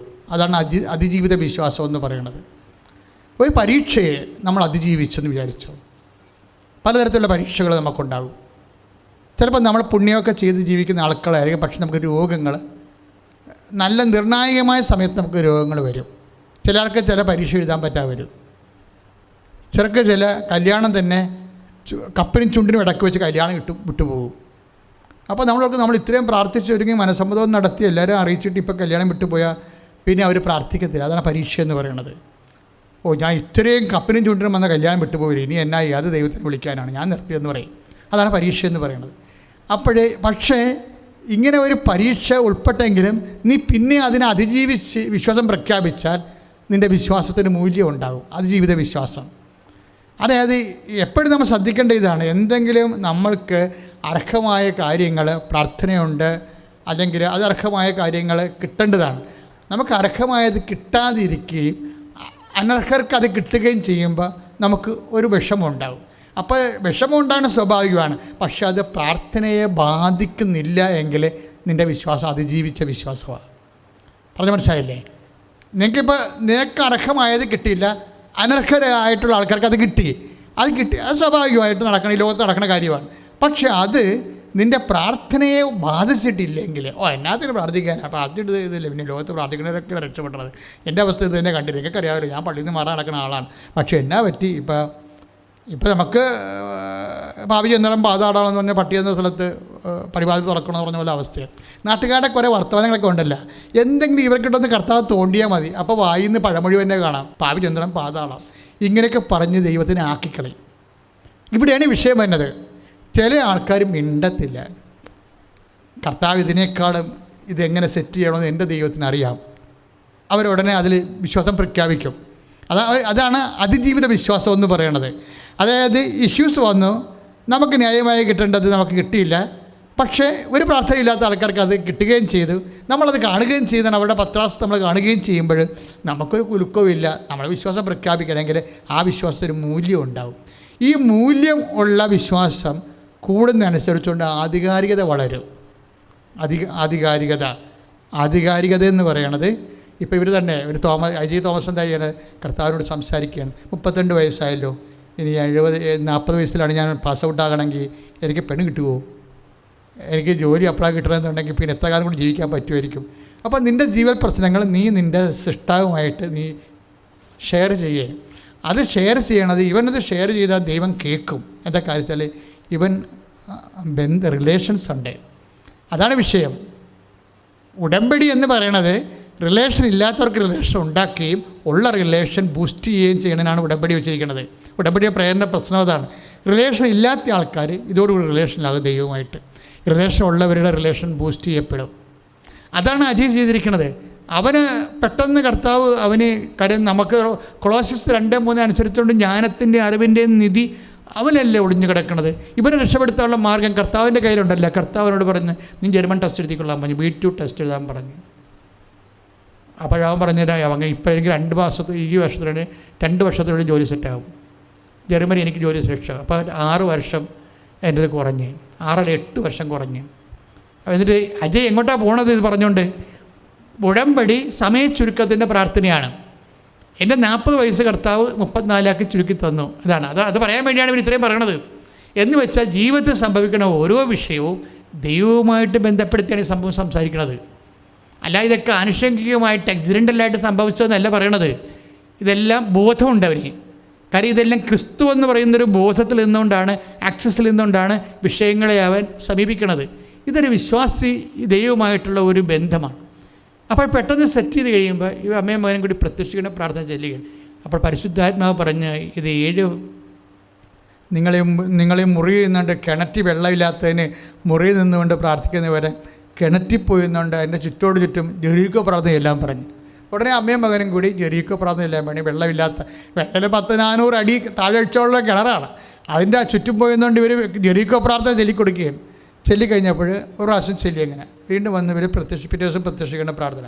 പിന്നെ അവർ പ്രത്യക്ഷിക്കുന്ന പ്രാർത്ഥന ചെല്ലണത്, പ്രത്യക്ഷിക്കുന്ന പ്രാർത്ഥന എന്ന് പറയുമ്പോൾ പെട്ടെന്ന് തീരും, നന്നായിട്ട് സമാധാനം എടുത്ത് ചെല്ലാൻ പറ്റും. അപ്പോൾ അതുകൊണ്ട് അമ്മയും മകനും പ്രത്യക്ഷിക്കുന്ന പ്രാർത്ഥന തന്നെയായാലും പ്രത്യക്ഷിക്കുന്ന പ്രാർത്ഥനയ്ക്ക് മാതാവിൻ്റെ പ്രത്യക്ഷീകരണവുമായിട്ട് ബന്ധപ്പെട്ടാണ് ഈ ഉടമ്പടി പോലും വന്നിരിക്കുന്നത്. ഉടമ്പടി ഇത്രയും അനുഗ്രഹങ്ങൾ ആൾക്കാരെ കിട്ടാൻ കാരണം പ്രത്യക്ഷീകരണത്തെ സ്ഥിരീകരിക്കാൻ വേണ്ടിയുള്ള ദൈവിക നടപടികളാണ്. അപ്പോൾ ഉടമ്പടിയിൽ നീ വെച്ചിരിക്കുന്ന ഉടമ്പടിയിൽ നിനക്ക് ഹെവി ഡ്യൂട്ടിയുള്ള അനുഭവങ്ങൾ കിട്ടേണ്ടത് നമ്മുടെ മാത്രം കാര്യമല്ല, ദൈവത്തിൻ്റെ കൂടി കാര്യമാണ്. എന്താണ്? അമ്മ മാതാവിൻ്റെ പ്രത്യക്ഷീകരണം സ്ഥിരീകരിക്കാനും സഭ അത് പഠിക്കാനും ഈ സാക്ഷ്യമാണ് സഹായിക്കേണ്ടത്. അതുകൊണ്ടാണ് വലിയ വലിയ കാര്യങ്ങൾ കർത്താവ് ഉടമ്പടി വഴി ചെയ്തുകൊണ്ടിരിക്കേണ്ട കാര്യം ഇതാണ്. അപ്പോൾ അജയ് എന്ത് ചോദിച്ചാൽ അജയ് പ്രത്യക്ഷീകരണ പ്രാർത്ഥന ചൊല്ലി. പ്രത്യക്ഷീകരണ പ്രാർത്ഥന എന്താ ചെയ്യണത്? അമ്മയും മകനും കൂടി എല്ലാ ദിവസവും കിണറിൻ്റെ ചുറ്റും പോയി പ്രത്യക്ഷീകരണ പ്രാർത്ഥന ചൊല്ലും. ഇത് എവിടുന്ന് പറഞ്ഞു കൊടുത്തു? ആര് പറഞ്ഞു കൊടുത്തു? ജോസഫച്ചൻ പറഞ്ഞു കൊടുത്താൽ? ഞാനവനെ കണ്ടിട്ട് കൂടിയില്ല. പിന്നെ ഇവിടുത്തെ കൗൺസിലേഴ്സ് പറഞ്ഞു കൊടുത്താൽ? ഇല്ല. കൗൺസിലേഴ്സ് കോമൺ തിങ്സേ പറയത്തുള്ളൂ. പർട്ടിക്കുലർ തിങ്സ് എങ്ങനെ വരുന്നതാണ്? പരിശുദ്ധാത്മാവ് പറഞ്ഞു കൊടുക്കുന്നതാണ്. ഇതാണ് കൊളോസ്യസ് 2:3. ജ്ഞാനത്തിൻ്റെയും അറിവിൻ്റെയും നിധികൾ അവന് നിക്ഷിപ്തമായിരിക്കുന്നു. ഈ ജ്ഞാനമാണ് ഇവന് കൈമാറി കൊടുത്തിട്ട് പറയുന്നത്, നീ ഇത് രക്ഷപ്പെടാനുള്ള മാർഗ്ഗം എന്താണ്? കിണറ്റിന് ചുറ്റും പോയി പ്രത്യക്ഷീകരണ പ്രാർത്ഥന ചൊല്ലുക. കിണറ്റിന് ചുറ്റും 1-ാം ദിവസം ചൊല്ലി, 2-ാം ദിവസം ചൊല്ലി, 3-ാം ദിവസം ചൊല്ലി. അജയ് പറയുകയാണ്, 7-ാമത്തെ ദിവസം 7-ാമത്തെ പ്രത്യക്ഷീകരണ പ്രാർത്ഥന ചൊല്ലിക്കൊണ്ടിരിക്കുന്ന സമയത്ത് ആകാശ വിസ്ഫോടനം ഉണ്ടായെന്നാണ് ഒക്കെ പറയണ കേൾക്കാൻ രസമാണ്. ഈ അഭ്യസ്ത വിദ്യനെ എന്ത് മനോഹരമായിട്ടാണ് ദൈവത്തിനെ പ്രഘോഷിക്കുന്നത്. അതായത് ആകാശ വിസ്ഫോടനം എന്ന് എന്താണ് ഉദ്ദേശിക്കുന്നത്? ഇടിവെച്ചുകൊണ്ട് മഴയാണ്. പിന്നെ അവൻ പറയണത്, ഞങ്ങളുടെ കിണർ പിന്നെ ഒരിക്കലും വെള്ളം വറ്റിയിട്ടില്ലെന്നാണ്. അതിലെ എല്ലാത്തിൻ്റെയും ഒരു നോഹൗ, എല്ലാത്തിൻ്റെയും നോഹൗ ഇത് ജ്ഞാനസൂത്രങ്ങൾ ക്രിസ്തുവിലാണ്. ക്രിസ്തുവിൽ നിൻ്റെ കുടുംബം എങ്ങനെ രക്ഷപ്പെടാം? കഴിഞ്ഞ ദിവസങ്ങളിൽ ഒരു സാക്ഷ്യം ഉണ്ടായിരുന്നു. അതായത് അവിടെ മുന്നാധാരം ഇല്ല, അവർക്ക് ഭാഗ ഉടമ്പടി ചെയ്യണം, പക്ഷേ മുന്നാധാരം വേണം. അപ്പോൾ നിങ്ങൾക്ക് മുന്നാധാരം ഇല്ലെങ്കിൽ വലിയ കഥയാണോ ഇത്? വലിയ കഥയൊന്നും ഇല്ലല്ലോ. ആൾക്കാർ മുന്നാധാരമൊക്കെ ഈ ആധാരം ഇപ്പം നിലവിലിരിക്കുന്ന ആധാരം ആർക്കെങ്കിലും 5 സെൻറ്റ് കൊടുത്ത് അതിനാധാരം നമ്മുടെ നാട്ടിൽ തന്നെ ഷെയറായിട്ടുള്ള ആൾക്കാർക്ക് എന്തെങ്കിലും കൊടുത്ത് അതിനൊരു ആധാരം ഉണ്ടാക്കിയെടുത്തൊക്കെ ആൾക്കാർ പല പരിപാടിയൊക്കെ ചെയ്യും. ആദ്യ പരിപാടി ബന്ധം ഉണ്ടെങ്കിൽ പല പരിപാടിയും ചെയ്യാൻ പറ്റും. പക്ഷേ അതൊന്നും ചിലപ്പോൾ ഗവൺമെൻറ് ചില സമയത്ത് വൃത്തിമെനയുള്ള പൊക്കോരവും ചെല്ലുമ്പോൾ ഇതെല്ലാം പിടുത്തം പിടിക്കും. അതല്ല സംഭവം. ഇതൊന്നും അല്ല ഇതിൻ്റെ വിഷയം. ഇതിൻ്റെ വിഷയം എന്ന് പറയുന്നത് 10-25 കൊല്ലമായിട്ട് പൊക്കോര് ചെയ്യാത്ത സ്ഥലമാണ്. അത് ഭാഗ ഉടമ്പടി ചെയ്യാത്ത സ്ഥലമാണ്. ഓരോ ആൾക്കാർക്ക് അവരവരുടെ അത് ഭാഗം വെച്ച് കൊടുക്കണ്ടേ? അങ്ങനെ ചെയ്യാം. അങ്ങനെ ചെയ്യണമെന്നുണ്ടെങ്കിൽ മുന്നാധാരം വേണം. അത് 75 കൊല്ലം മുമ്പുള്ള മുന്നാധാരമാണ്. അത് കാണാനില്ല. പല വീട്ടുകാരൊക്കെ ഇല്ല, തറവാട്ടിൽ നിന്നൊക്കെ ഓരോരുത്തർ പോകുമ്പോൾ മാറി മാറി താമസിക്കുമ്പോൾ ഓരോ അണ്ണന്മാരുടെ കയ്യിലാകും. ആ അണ്ണന്മാരെ മരിച്ചു പോകുമ്പോൾ അവരുടെ ജീവിത പങ്കാളികൾ വേറെ വല്ല നാട്ടിൽ നിന്ന് കെട്ടി വന്നായിരിക്കും. അവർക്ക് മുന്നാധാരം എന്താണ് പിന്നാധാരം എന്താണെന്നൊക്കെ അവർക്കൊരു പിടിയും കിട്ടും. ചിലപ്പോൾ ഇലിയും കുറണ്ട് കാണാം. അപ്പോൾ ഇങ്ങനെയൊക്കെ ഉള്ള കേസ് കെട്ടാണ്. അതുകൊണ്ട് ഭാഗോടമ്പടി നടക്കാത്ത കാരണം ആ തറവാട്ടിൽ താമസിക്കുന്നവർക്ക് വീട് വിൽക്കാനോ വീട് വെക്കാനോ ലോൺ എടുക്കാനോ ഒന്നും പറ്റത്തില്ല. വെറുതെ ഉറഞ്ഞ തറവാട്ടിൽ മുടിഞ്ഞ ജീവിതമായിട്ട് നടക്കുകയാണ്. അപ്പോൾ അമ്മ എടുത്തുകൊണ്ട് തറവാട്ടിൽ ഭാഗോടമ്പടി ചെയ്യാൻ പറ്റണില്ല, മുന്നാധാരം ഇല്ലാത്ത കൊണ്ടൊന്നും നടക്കണില്ല. അപ്പൂപ്പന്മാരുടെ കാലം തൊട്ട് മുന്നാധാരം തിരക്കനായിട്ട് കേട്ടു, ഇന്നുവരെ കിട്ടിയിട്ടില്ലെന്ന് പറഞ്ഞുകൊണ്ട് ഉടമ്പടി വെച്ചു. ഉടമ്പടി വെച്ച് ഒറ്റ ആഴ്ചക്കുള്ളിൽ മുന്നാധാരം കിട്ടി. അത് സാക്ഷ്യമാണ് ഇപ്പോൾ കിടക്കുന്നത്. നിങ്ങൾ വായിച്ച് നോക്കിയാൽ മതി. ഉടമ്പടി വെച്ച് അത് 75 കൊല്ലം കാണാത്ത മുന്നാധാരം ഒറ്റ ആഴ്ചക്കുള്ളിൽ കിട്ടുകയും അടുത്ത ആഴ്ച സംഭവം പോക്കുവരവ് ചെയ്ത് മാറ്റുകയും. ഇത്രയും സ്പീഡാണ് എന്ന് വെച്ച് കഴിഞ്ഞാൽ എല്ലാത്തിൻ്റെയും ജ്ഞാനത്തിൻ്റെയും അറിവിൻ്റെയും നിധിയെല്ലാം അവനിലുണ്ട്. പക്ഷേ ഉടമ്പടിയിൽ എന്താ ചെയ്യണത്? അവൻ്റെ ഈ ജ്ഞാനം അല്ലെങ്കിൽ അവൻ്റെ ഈ അറിവ്, വിലപ്പെട്ട അറിവ്, ഇത് നിനക്ക് കൈമാറിത്തരാൻ ചിലപ്പോൾ നിന്നേക്കാൾ ഭക്തിയും വിശ്വാസവും ഉണ്ടായിരുന്നത് ആ കുടുംബത്തിൽ വേറെ ആൾക്കാർ മരിച്ചുപോയി കാണും. അവർക്ക് കൊടുക്കാത്ത സാധനം നിനക്കെങ്ങനെ തരും? ഞാൻ പറഞ്ഞ നിങ്ങളൊക്കെ മനസ്സിലാക്കില്ലേ? ഈ 75 കൊല്ലമായിട്ട് കിട്ടാത്ത മുന്നാധാരമാണ് അത്. ഇപ്പോഴും വന്നിരിക്കുന്ന അവിടെ കെട്ടി കല്യാണം കഴിച്ച് വന്നിരിക്കുന്ന ചേട്ടത്തി അവിടെ താമസിക്കുമ്പോൾ ഉറഞ്ഞ വീടാണ്. അതിനകത്ത് നിലവിൽ പാമ്പും പഴുതാരയും എല്ലാം കയറിയിട്ട് അവർ അനങ്ങാനും പാടില്ല. ഇതിന് ഭാഗോടമ്പടി ചെയ്യണമെന്നുണ്ടെങ്കിൽ മുന്നാധാരം വേണം. അപ്പോഴേ ഇപ്പം വന്നിരിക്കുന്ന ആളിനെ അവിടെ ജീവിച്ച് താമസിച്ചത് എത്രയോ മനുഷ്യരോട് ജീവിച്ച് താമസിച്ചു, അവർക്ക് കൊടുക്കാത്ത മുന്നാധാരം ഈ ചെടുത്തിക്ക് കൊടുക്കണമെന്ന് എന്താ നിർബന്ധം? കിട്ടാൻ നിർബന്ധമില്ല. കിട്ടാനുള്ള കാരണം എന്താണ്? അമ്മ അത് വിഷയം ടേക്കപ്പ് ചെയ്യണതുകൊണ്ടാണ്. ഉടമ്പടിയിൽ നിൽക്കണം, മധ്യസ്ഥ നിൽക്കണം ആരാണ്? അമ്മയാണ്. അമ്മ ഈ വിഷയത്തിൽ ടേക്കപ്പ് ചെയ്യുമ്പോൾ ഏതെങ്കിലും വിധേന ആ മുന്നാധാരം ഇവിടെ മുന്നിലേക്ക് അമ്മ എത്തിക്കും. പക്ഷേ ഇത്രയും വലിയൊരു സംഭവമാണ് ഉടമ്പടി എന്നുള്ളത് ബോധം വെച്ചാണ്. അതുകൊണ്ടാണ് ഞാൻ പറഞ്ഞത് എപ്പോഴും ഈ ഉടമ്പടി ധ്യാനം അപ്ഡേഷൻ ചെയ്ത് എല്ലാ ചൊവ്വാഴ്ചയും നിങ്ങൾ ഉടമ്പടി ധ്യാനം കൂടി ഷെയർ ചെയ്യണം. അതിൻ്റെ കാരണം എന്താണെന്ന് വെച്ച് കഴിഞ്ഞാൽ ഓരോ മനുഷ്യരുടെ ജീവിതങ്ങളെ സുവിശേഷ വിഹിതമായി വിശ്ലേഷിക്കുമ്പോൾ നിങ്ങളുടെ ജീവിതത്തിൻ്റെ കീറാമുട്ടിയായിട്ട് കിടക്കുന്ന അവസ്ഥകളെ എങ്ങനെ അതിൽ നിന്ന് രക്ഷപ്പെടാൻ പറ്റുമെന്നുള്ളത് വെളിപാട് പോലെ ഇതിൻ്റെ നിന്ന് കിട്ടും. പിന്നെ നിങ്ങളുടെ കുടുംബത്തിൻ്റെ രോഗശാന്തി, അങ്ങനെ പല കാര്യങ്ങളും ഉടമ്പടി ധ്യാനത്തിലൂടെയാണ് ദൈവം ആൾക്കാരിലേക്ക് പ്രവർത്തിപ്പിക്കുന്നത്. ഇപ്പോഴെന്താ പ്രശ്നം വെച്ച് കഴിഞ്ഞാൽ ഈ മനുഷ്യന് ഉടമ്പടിയിൽ എന്തെല്ലാം കാര്യങ്ങളാണ് നടന്നത്? വെള്ളം, ജോലി. എനിക്ക് രസമുള്ളത് പറഞ്ഞത് അവരുടെ അമ്മ ഒരു രണ്ടും കൂടി പ്രത്യക്ഷീകരണ പ്രാർത്ഥന ചൊല്ലിക്കൊണ്ട് നിൽക്കുന്ന സമയത്ത് അമ്മയുടെ മനസ്സിലൊരു ചിന്ത എന്താണെന്ന് വെച്ചാൽ ഈ അജയ് എന്ന് പറയുന്ന ആളിന് തോളിലൊരു മുഴ, അങ്ങനെ ശവ് പോലെ ഇങ്ങനെ അപ്പോൾ ഉടുപ്പിടുമ്പോൾ ഷർട്ടിടുമ്പോൾ ഇങ്ങനെ വലുതായിട്ട് കാണാം. അപ്പോൾ അതുകൊണ്ട് ഇവർ പ്രത്യക്ഷീകരണ പ്രാർത്ഥന ചൊല്ലിക്കൊണ്ടിരിക്കുന്ന സമയത്ത് ഇവരുടെ അമ്മയ്ക്ക് പെട്ടെന്നൊരു ബോധം എന്താണ്? ഉടമ്പടി തൈലമെടുത്ത്. അപ്പോൾ അതിൻ്റെ അർത്ഥം എന്ന് വെച്ച് കഴിഞ്ഞാൽ അതിൻ്റെ അകത്ത് കുറേ കാര്യമുണ്ട്. പ്രാർത്ഥന ചെല്ലുന്ന സമയത്താണ് സംഭവം കാണുന്നത്. ഒന്നെങ്കിൽ അമ്മ ഇവിടെ പുറകിലാണ് നിൽക്കുന്നത്, അപ്പോൾ ഇവൻ മുമ്പിലാണ് നിന്നിട്ടുള്ള പ്രാർത്ഥനയ്ക്ക്. അത് ചെറുപ്പക്കാരൻ സാധാരണ പിള്ളേരെന്ന് വെച്ച് കഴിഞ്ഞാൽ പ്രാർത്ഥനയുടെ മുമ്പിൽ നിന്ന് അങ്ങനെ ഈ ചെറുപ്പക്കാരൊക്കെ മാറി സൈഡിലോട്ട് പോകുന്നതാണ്. വിശ്വാസം പ്രഖ്യാപിച്ചുകൊണ്ട് ഇവ മുമ്പേ നിൽക്കുന്ന, അമ്മ പുറകെ നിൽക്കുന്നു.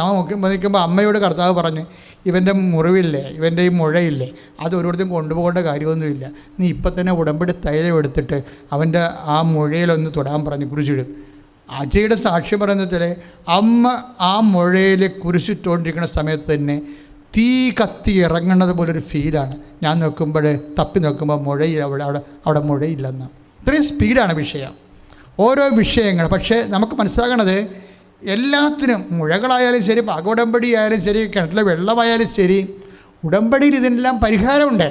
പക്ഷേ ഇതിൻ്റെ ടെക്നിക്സ് ഇത് നിന്നോട് പറയാൻ വേണ്ടി മാത്രം ദൈവമായിട്ട് നിനക്ക് ഒരു റിലേഷൻസ് ഉണ്ടാകണം. അതാണ് ഞാൻ അവരെ ഉക്രൈൻകാരെ പറഞ്ഞത്. അവർ മരണത്തെ മുഖത്തോട് മുഖം കാണുമ്പോഴും വിശ്വാസത്തെ പ്രഖ്യാപിച്ചുകൊണ്ടാണ് ഇരിക്കുന്നത്. ഇതാണ് അവരാ സമയം. അപ്പം അത് ചില ഈ സമയത്താണ് വലിയ വില നമ്മുടെ വിശ്വാസം പ്രഖ്യാപിച്ച് കഴിയുമ്പോൾ അതിൻ്റെ മൂല്യം, വ്യക്തിയുടെ മൂല്യം വർദ്ധിക്കും. വ്യക്തിയുടെ മൂല്യം എവിടെ വർദ്ധിക്കും? ദൈവത്തിൻ്റെ തിരുസന്നിധിയിൽ മൂല്യം വർദ്ധിക്കും. ദൈവത്തിൻ്റെ തിരുസന്നിധിയിൽ മൂല്യം വർദ്ധിപ്പിക്കണമെങ്കിൽ വചനാധിഷ്ഠിതമായ ചില കാര്യങ്ങളാണ് നമ്മൾ ചെയ്യേണ്ടത്. ദൈവത്തിൻ്റെ വചനത്തോട് ബന്ധപ്പെട്ട കാര്യങ്ങളാണ് ചെയ്യണത്. അല്ലാതെ നമ്മൾ ഇപ്പോൾ മൂല്യം വർദ്ധിപ്പിക്കാൻ പറ്റുന്ന രീതിയിൽ ഇപ്പോൾ മാർത്ത കർത്താവിനെ ഒത്തിരിയേറെ സ്നേഹിക്കുന്നുണ്ട്, അതൊക്കെ ശരിയാണ്. ഭക്ഷണം കൊടുക്കുന്നുണ്ട്, അതൊക്കെ ശരിയാണ്. പലതരം കറി കൊടുക്കണമെന്ന് ആഗ്രഹമുണ്ട്. പക്ഷേ ഇതൊന്നും കൗണ്ട് ചെയ്യണില്ല കർത്താവ്. ഇതൊക്കെ ആവശ്യമുള്ളതായിട്ട് പറയണില്ല. ദൈവത്തിന് വേണ്ടി നമ്മൾ എന്തെങ്കിലും ചെയ്യുമ്പോൾ ദൈവത്തിന് കൂടി അത് ആവശ്യമുള്ളതായിട്ട് തോന്നണം. അതുകൊണ്ടാണ് 10:42 ലൂക്കാസ് സുവിശേഷം പറയണത്, മർത്ത നീ വലിയ പല കാര്യങ്ങളെക്കുറിച്ച് നീ ഉത്കണ്ഠാകുലയാണ്, ആവശ്യമുള്ള കാര്യം ഒന്ന് മാത്രമേ ഉള്ളൂന്ന്. മറിയം ആ നല്ല ഭാഗം തിരഞ്ഞെടുത്തെന്ന് പറയുമ്പോൾ നമ്മളെപ്പോഴും ചെയ്യേണ്ടത് മൂല്യമുള്ള കാര്യങ്ങൾ ചെയ്യണമെങ്കിൽ വചനാധിഷ്ഠിതമായ കാര്യങ്ങളാണ് നമ്മൾ ചെയ്യേണ്ടത്. വചനത്തിന് സാക്ഷ്യം വഹിക്കുക, വചനമനുസരിച്ചുകൊണ്ട് നമ്മൾ ജീവിതത്തിൽ സാക്ഷ്യം വഹിക്കുക. ക്രിസ്തുവിനെ ഒരു നിധിയായിട്ട് കണ്ടില്ലെങ്കിൽ വേറെ പലതിനെയും നമ്മൾ നിധിയായിട്ട് കാണേണ്ടി വരും. That is my point. ഞാനിത് പറയാൻ ഉദ്ദേശിച്ചത് എന്തുകൊണ്ടാണ്? കൊളോസ്യസ് 2:3 എന്ന് വെച്ച് കഴിഞ്ഞാൽ ക്രിസ്തു ഒരു നിധിയാണ്. അപ്പം നമ്മൾ 2:3 എന്താ പറയണത്? ജ്ഞാനത്തിൻ്റെയും അറിവിൻ്റെയും നിധികൾ അവനിലാണ് ഒളിഞ്ഞിരിക്കുന്നത്. അപ്പം ക്രിസ്തു നിധിയാണെന്ന് തോന്നണം, അല്ലെങ്കിൽ വേറെ പലതും നിധിയാണെന്ന് നമുക്ക് തോന്നേണ്ടി വരും. ക്രിസ്തു നിധിയാണെന്ന് നമുക്ക് തോന്നണം. അതാണ് നമുക്ക് കിട്ടുന്ന ബോധ്യം എന്ന് പറയുന്നത്. അതാണ് നമ്മുടെ സ്വത്തെന്ന് പറയണത്. ക്രിസ്തു നിധിയാണെന്നുള്ളത് ഒരു ബോധ്യമാണ്. അതാണ് സ്വത്തെന്നാണ് കൊളോസ്യസ് 2:2 പറയണത്. അപ്പോൾ നമ്മൾ ധനവാനാണെന്ന് പറഞ്ഞാൽ ക്രിസ്തു നിധിയായിട്ട് ആർക്ക് തോന്നുന്നു അവനാണ് ധനവാൻ. ശ്രുതിക്കട്ടെ. ആരാധന. Hallelujah hallelujah hallelujah. യേശുവേ ആരാധന ആരാധന ആരാധന ഹല്ലേലൂയ. യേശുവേ ആരാധന ആരാധന യേശുവേ ആരാധന ആരാധന ആരാധന ഹല്ലേലൂയ ഹല്ലേലൂയ ഹല്ലേലൂയ. യേശുവേ യേശുവേ ആരാധന യേശുവേ ആരാധന യേശുവേ ആരാധന. കർത്താവേ അങ്ങ് നിധിയാണെന്ന് വിശ്വസിക്കുന്നു, ഞങ്ങളങ്ങനെ ആശ്രയിക്കുന്നു. യേശുവേ ആരാധന ആരാധന ആരാധന ആരാധന ആരാധന ആരാധന ഹല്ലേലൂയ. യേശുവേ ജീവനാഥ ആശ്രയം നീയെന്നുമേ ആശ്രയം പൊൻതാരകം നീ ശാശ്വത സങ്കേതമേ കരുണതൻ മണിദീപമേ യേശുവേ ജീവനാഥ ആശ്രയം നീയെന്നുമേ ആശ്രയം പൊൻതാരകം നീ ശാശ്വത സങ്കേതമേ കരുണതൻ മണിദീപമേ. പരിശുദ്ധ പരമ ദിവ്യകാരുണ്യത്തിന് ആരാധനയും സ്തുതിയും പുകഴ്ചയും ഉണ്ടാകട്ടെ. എപ്പോഴാണ് ഫെയ്ത്ത് എന്ന് പറയുന്നത് മാർക്കറ്റിങ്ങിനുള്ളതാണെന്ന് പറഞ്ഞല്ലേ? ഉന്നതമാണ്. നല്ല വില കിട്ടുന്ന സമയത്ത് അത് കൊടുക്കണം. നല്ല വില കിട്ടുന്ന വിശ്വാസത്തിന് നല്ല വില കിട്ടുന്ന സമയത്ത് അത് കൊടുക്കണം. യുക്രൈൻകാർ അതാണ് ചെയ്തത്. അവർ മരണത്തെ മുഖാമുഖ്യം കാണുന്ന സമയത്താണ് അവർ പള്ളിയിൽ ചെന്ന് കുമ്പസാരക്കുട്ടി മുട്ടുകുത്തി നിൽക്കുന്നത്. അവർ മരണത്തെ മുഖാമുഖം കാണുന്ന സമയത്താണ് നിലവറയിൽ ഓർഡർ ചെയ്യണം പരിശുദ്ധ കുർബാന വരാൻ. അല്ലാതെ ലഞ്ച് കൊണ്ടുവരാനല്ല ഓർഡർ ചെയ്യണത്, പരിശുദ്ധ കുർബാന കൊണ്ടുവരാൻ ഓർഡർ ചെയ്യുക. അപ്പോൾ ഫെയ്ത്ത് നല്ല അത് പ്രഖ്യാപിക്കാൻ ഏറ്റവും കൂടുതൽ പ്രതികൂലമായ സാഹചര്യങ്ങളിൽ ഫെയ്ത്ത് അവർ സെയിൽ ചെയ്യാണ്, ഫെയ്ത്ത് അവരെ പ്രഖ്യാപിക്കുകയാണ്. വിശ്വാസം എന്ന് പറഞ്ഞാൽ വിശ്വാസ കൈമാറ്റം എന്ന് പറയുന്നത് വിശ്വാസം പ്രഖ്യാപിക്കുന്നതിലൂടെ നടക്കുന്നത്. ഫെയ്ത്ത് കൊടുക്കുക വിൽക്കുക എന്നൊക്കെ ഞാൻ പറഞ്ഞതിൻ്റെ ഉദ്ദേശം ഫെയ്ത്ത് വിശ്വാസം പ്രഖ്യാപിക്കുകയാണ്. ഈ വിശ്വാസം പ്രഖ്യാപിക്കുന്നതനുസരിച്ചിട്ട് നമ്മുടെ മൂല്യം വർദ്ധിക്കും. നമ്മുടെ മൂല്യം വർദ്ധിച്ചിട്ട് നമുക്ക് അധികാരം ഉണ്ടാകുമെന്നാണ് ഞാൻ പറഞ്ഞത്. അതിജീവിത വിശ്വാസത്തിൽ നിന്ന് അധികാരം ഉണ്ടാകും ദൈവത്തോട്.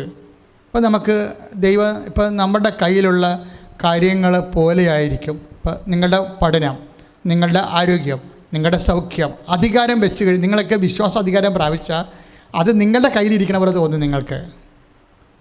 നിങ്ങളുടെ കയ്യിലുള്ള പോലെ, അതിൻ്റെ കർത്താവിൻ്റെ കയ്യിലുള്ളത് നിങ്ങളുടെ കയ്യിലുള്ളത് പോലെ ആശയപരമായിട്ട് പറയാമെങ്കിലും അനുഭവത്തിൽ അങ്ങനെ തോന്നണമെന്നില്ല. പക്ഷേ അധികാരം പ്രാപിച്ചു കഴിയുമ്പോൾ നമുക്ക് അത് നമ്മുടെ കയ്യിലുള്ള പോലെ ഈശോയുടെ കയ്യിൽ ഈശോ എനിക്ക് ആവശ്യമുള്ളപ്പോൾ തന്നോളൂ. അപ്പോൾ നമുക്ക് അങ്കലാപ്പില്ലാതെ പോകും. അങ്കലാപ്പ് അങ്ങനെ അധികാരം പ്രാപിക്കുമ്പോൾ, വിശ്വാസ അധികാരം പ്രാപിക്കുമ്പോൾ അങ്കലാപ്പ് കുറഞ്ഞു വരും. അപ്പോൾ നിങ്ങൾക്ക് കടമുണ്ട്, ആ കടം പരിഹരിക്കാനുള്ള മാർഗം കർത്താവിൻ്റെ കയ്യിലുണ്ട്. ഞാൻ പറഞ്ഞില്ലേ, ആ കമ്പനി അടച്ചു പോയില്ലേ, അവിടെ കമ്പനി അടച്ചൊക്കെ മാനേജർ മരിച്ചു, അവിടെ 15 ലക്ഷം രൂപ മാനേജറുടെ കയ്യിലായിരുന്നു, ആ കാശിന് കണക്കുമില്ല, ഇപ്പോൾ ഇവർക്ക് ജീവിതമില്ല. പക്ഷേ ഉടമ്പടി ചെയ്ത് കഴിഞ്ഞപ്പോൾ എന്താ ചെയ്തിരിക്കുന്നത്?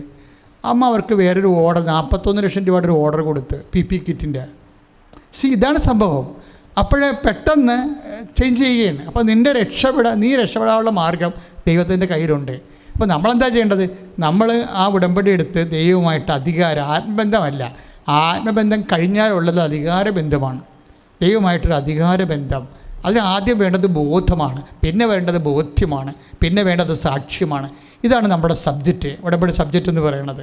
അപ്പോൾ ക്രിസ്തു എന്ന് പറഞ്ഞ നിധിയാണ്, ക്രിസ്തു എന്ന് പറഞ്ഞ ജ്ഞാനമാണ്, ക്രിസ്തു എന്ന് പറയുന്നത് അറിവാണ്. ജ്ഞാനം എന്ന് പറയുന്നത് എന്തിനു വേണ്ടി ചെയ്യണം എന്നുള്ളതാണ് ജ്ഞാനം. അറിവെന്ന് പറയണത് എന്താണ് ചെയ്യേണ്ടത്, അതാണ് അറിവ്. അപ്പോൾ ഇതെല്ലാം ക്രിസ്തു ആണെന്നാണ് പറയണത്. അപ്പോൾ ഇത് പറയണതല്ല, അപ്പോസ്തലന്മാരുടെ അനുഭവമാണ്. പത്രോസ് എന്താ പറയണത്? മുടന്തനെ സംബന്ധിച്ചിടത്തോളം അയാൾ കൈ നീട്ടുകയാണ്. അപ്പോഴും പത്രോസ് പറയും, നീ ഒരു തെണ്ടിയാണ്, നിന്നേക്കാൾ തെണ്ടിയാണ് ഞാൻ. എന്താ കാര്യം? എൻ്റെ കയ്യിൽ ഒന്നുമില്ല, നിൻ്റെ കയ്യിൽ നിന്ന് ഇവിടെ കൂടി പോയ ആൾക്കാർ, എന്നേക്കാൾ നേരത്തെ പോയ ആൾക്കാർ തന്നെ കാശ് കിട്ടുന്നുണ്ട് നിൻ്റെ കയ്യിൽ. ഓരോ ധർമ്മക്കാരും നമ്മൾ മരിക്കുമ്പോൾ ആൾക്കാർ പറയണത് 5 ലക്ഷം രൂപയൊക്കെ ബെഡിൻ്റെ അടി ഇരിക്കണം എന്നാണ് പറയുന്നത്. അതാണ് ഉടനെ അവസ്ഥ അതാണ്. പക്ഷേ പത്രോസ് പറഞ്ഞത് എന്താണ്? ഞാൻ വീട്ടിൽ പോയിട്ട് ആ വള്ളവും വലിയ ഇറക്കിയിട്ട് വർഷങ്ങളായി. കുറേ കാശ് ഞങ്ങളുടെ കയ്യിലൊക്കെ ഇട്ടുകൂട്ടൊക്കെ ഉണ്ടായിരുന്നു. അതെല്ലാം ഈശോ പറഞ്ഞായിരുന്നു, യുവദാസിനെ കൊടുത്തേക്കാൻ പറഞ്ഞായിരുന്നു. അപ്പോൾ ഈശോ അനുസരണ കാരണം ഞാനെല്ലാം അവൻ്റെ കൊടുത്തു. അവനെ കാശ് എവിടെയോ കൊണ്ടുപോയിട്ട് കെട്ടിത്തൂങ്ങി ചത്തുപോയി. കാശിൻ്റെ കാര്യമാണ്. അപ്പോൾ കാശ് എൻ്റെ കയ്യിലില്ല. സത്യം പറഞ്ഞാൽ 5 പൈസയില്ല. കട്ടൻ ചായ മേടിക്കാൻ തന്നാൽ കുടിക്കണ കണ്ടീഷനാണ് എൻ്റെ നടപ്പ്. അയാൾ അത് കൃത്യമായിട്ട് പറയേണ്ട അയാളുടെ അവസ്ഥ. പക്ഷേ അയാൾ അതിൻ്റെ അകത്ത് ഷെയിമല്ല അയാൾ. അതാണ് അധികാരം എന്ന് പറയുന്നത്. അയാൾക്ക് പൈസ ഇല്ല കയ്യിൽ. ആകെപ്പാടെ ഉള്ളത് ബ്രീവരി പുസ്തകമാണ് കയ്യിലുള്ളത്, ഒരു ബൈബിളാണ് കയ്യിലുള്ളത്. ആ ബൈബിളും പിടിച്ചുകൊണ്ട് പോകുമ്പോൾ ഈ മനുഷ്യൻ പറയുന്ന കട്ടായമായിട്ട് വർത്തമാനങ്ങൾ പെശക വർത്തമാനമാണ്. അയാൾ പറഞ്ഞാൽ എൻ്റെ പൊന്നില്ല, എൻ്റെ കയ്യിൽ വെള്ളിയുമില്ല, റോമൻ നാണയവുമില്ല, ഇസ്രയേൽ നാണയവുമില്ല, ഒന്നുമില്ല, ഞാൻ കാലി അടിച്ചിരിക്കുകയാണ്, അട്ടപ്പാടിയാണ് എന്ന് പറയും. ഞാൻ അട്ടപ്പാടി, ചില പഴയ ട്രിവാൻഡ്രംകാരൊക്കെ പറയില്ല അട്ടപ്പാടി എന്ന് പറയാം, സംസാര ഭാഷയാണ്. അട്ടപ്പാടി മോശമായിട്ടൊന്നുമല്ല കാര്യം. അതായത് ഇങ്ങനെ പറഞ്ഞിട്ട് അയാൾ പറയും, പക്ഷേ എൻ്റെ കയ്യിലൊരു നിധിയുണ്ട്, അത് ഞാൻ നിനക്ക് തരാമെന്ന് പറയും. അവിടെയാണ് വിഷയം. അപ്പോൾ ഞാൻ ഓർക്കുമ്പോൾ ഈ മനുഷ്യൻ പറഞ്ഞ കാര്യം തന്നെയാണല്ല പൗലോസ് പറഞ്ഞത്, ക്രിസ്തു ജ്ഞാനമാണ്, ക്രിസ്തു നിധിയാണെന്ന്. അതാണ് ഇപ്പോൾ ഇങ്ങനെ പറയണത്. എൻ്റെ ഈ പൊന്നുമില്ല വെള്ളിയുമില്ല, എൻ്റെ കയ്യിൽ വേറൊരു നിധിയുണ്ട്. എന്താണ്? നസ്രായനായ യേശു ക്രിസ്തുവിൻ്റെ നാമം. Stand up in the name of Jesus എന്ന് പറയും. അതായത് അവൻ ചാടി എഴുന്നേക്കും ഈ മനുഷ്യൻ. എന്താണ് 3:6 പറയണതാണത്. എന്താണ്? പത്രോസ് പറഞ്ഞു, വെള്ളിയോ സ്വർണമോ എൻ്റെ കയ്യിലില്ല, എനിക്കുള്ളത് ഞാൻ നിനക്ക് തരുന്നു. നസ്രായനായ യേശുക്രിസ്തുവിന്റെ നാമത്തിൽ എഴുന്നേറ്റ് നടക്കുക. ഇതെന്ന് വെച്ചാൽ ഇപ്പം ഈ നിധി എന്ന് പറഞ്ഞാൽ എന്താണ്? അത് കൃത്യമായിട്ട് ഇപ്പോൾ പത്രോസ് പറയുകയാണ്, ഈ നിധി എൻ്റെ കയ്യിലുണ്ടെന്ന്. അതാണ് എനിക്കുള്ളതെന്ന് പറഞ്ഞില്ലേ, എനിക്കുള്ളത് നിധിയാണത്. ഈ എനിക്കുള്ളതെന്ന് പറഞ്ഞത് വേറെ ഒരു അപ്പൻ മകനോട് പറഞ്ഞിട്ടുണ്ട്, മകനെ എൻ്റെ കയ്യിൽ ഒരു നിധി, ഇവൻ കൊണ്ടുപോയിരിക്കണത് നമ്മുടെ പറമ്പിൻ്റെ കുറച്ച് സംഭവങ്ങളൊക്കെ കൊണ്ടുപോയിരിക്കണത്, നിധി എൻ്റെ കയ്യിലുള്ള, എനിക്കുള്ളത് നിനക്കുള്ളതാണെന്ന് പറഞ്ഞിട്ടില്ലേ? ആരാണ് പറഞ്ഞത്? 15:31. എനിക്കുള്ളതെല്ലാം നിനക്കുള്ളതാണ്. അതാണ് ഈ പറഞ്ഞിരിക്കുന്നത്. എനിക്കുള്ളത് എന്തായിരിക്കും അപ്പോഴേ? ക്രിസ്തുവാണ്, ദൈവമാണ്. കാര്യം ഈ ക്രിസ്തുവിനെക്കുറിച്ച് നിധിയായിട്ട് സ്വത്തായിട്ട് പൗലോസ് അപ്പോസ്തലൻ പറയും. പൗലോസ് അപ്പോസ്തലൻ പോലെ തന്നെ പത്രോസും പറയും. ആദിമസഭയുടെ അനുഭവം അതാണ്, ക്രിസ്തുവാണ് നിധി എന്നുള്ളത്. ക്രിസ്തുവാണ് നിധി. ഞാനിപ്പോൾ കുറേ നാളായിട്ട് ഒരു കാര്യങ്ങളെക്കുറിച്ചും ആവശ്യമില്ലാത്ത ഉത്കണ്ഠയില്ല. കാര്യം ഒരു 2, 3, 4 കോടി രൂപ ഈ വർഷം വേണ്ടതാണ്. 2 പ്രോജക്റ്റുകൾ നടക്കുന്നുണ്ട്. സ്കൂൾ ഓഫ് റോക്ക് ആർട്സും പിന്നെ മരിയൻ ഗാർഡൻസിൻ്റെ പിൽഗ്രിം സെൻറ്ററും നടക്കുന്നുണ്ട്. പക്ഷേ I am not worried about it. എന്താ കാര്യം? ദൈവം ഓരോ വിഷയങ്ങൾ അതാ സമയത്ത് ചെയ്യേണ്ട പോലെ ചെയ്യും. എനിക്ക് ഇടയ്ക്ക് ദിവസങ്ങളിൽ ഒരു വലിയ അസുഖങ്ങളുണ്ടായി. അപ്പോൾ ഞാനൊരു സ്ഥലത്ത് പോയി, ഒരു ഹോട്ടലിൽ പോയി അവിടെ താമസിച്ച് 24 മണിക്കൂർ ഞാൻ ജപമാല ചൊല്ലി 20 ദിവസം താമസിച്ചു അവിടെ. അപ്പോൾ ആ ഹോട്ടൽ ഉടമ എന്നോട് പറയുന്നുണ്ട്, ഇതൊന്ന് വിറ്റുമാറണം വെച്ചാൽ 12 കൊല്ലമായിട്ട് പ്രാർത്ഥിക്കുന്നതാണെന്ന് പറയും. 12 കൊല്ലമായിട്ട് പ്രാർത്ഥിക്കുന്നതാണ് എന്ന് പറയുന്നുണ്ട്. അപ്പോൾ ഞാനും ഓർക്കുന്നുണ്ട് ഇദ്ദേഹം ഇവിടെ വരണതും പ്രാർത്ഥിക്കണം. അദ്ദേഹത്തിൻ്റെ പണ്ട് 2004 മുതൽ എൻ്റെ സഹപ്രവർത്തകനാണ്. അപ്പോൾ ഈ ഹോട്ടൽ വിറ്റുമാറാൻ വേണ്ടി ഞങ്ങൾ ഒത്തിരിയേറെ പ്രാർത്ഥിച്ചിട്ടുണ്ട്. പക്ഷേ ആ പ്രാർത്ഥന ഒന്നും അന്ന് ഏറ്റിട്ടില്ല. ഒരു പക്ഷേ എൻ്റെ പ്രാർത്ഥനയ്ക്ക് ഒരു സമയത്ത് പെട്ടെന്ന് എൻ്റെ പ്രാർത്ഥനയുടെ മൂല്യം കൂടി വെച്ച് കഴിഞ്ഞാൽ എനിക്ക് ശ്വാസം മുട്ടൽ, അതുപോലെ കിഡ്നിയുടെ അസുഖം, ഇങ്ങനെ കുറേ രോഗങ്ങളെല്ലാം കൂടി ഒരുമിച്ച് വന്ന സമയത്ത് ഞാൻ എന്ത് ചെയ്ത്, അത് നമുക്ക് ഒരുമിച്ച് അസുഖം വരുമ്പോൾ എന്നാ ചെയ്യണത്?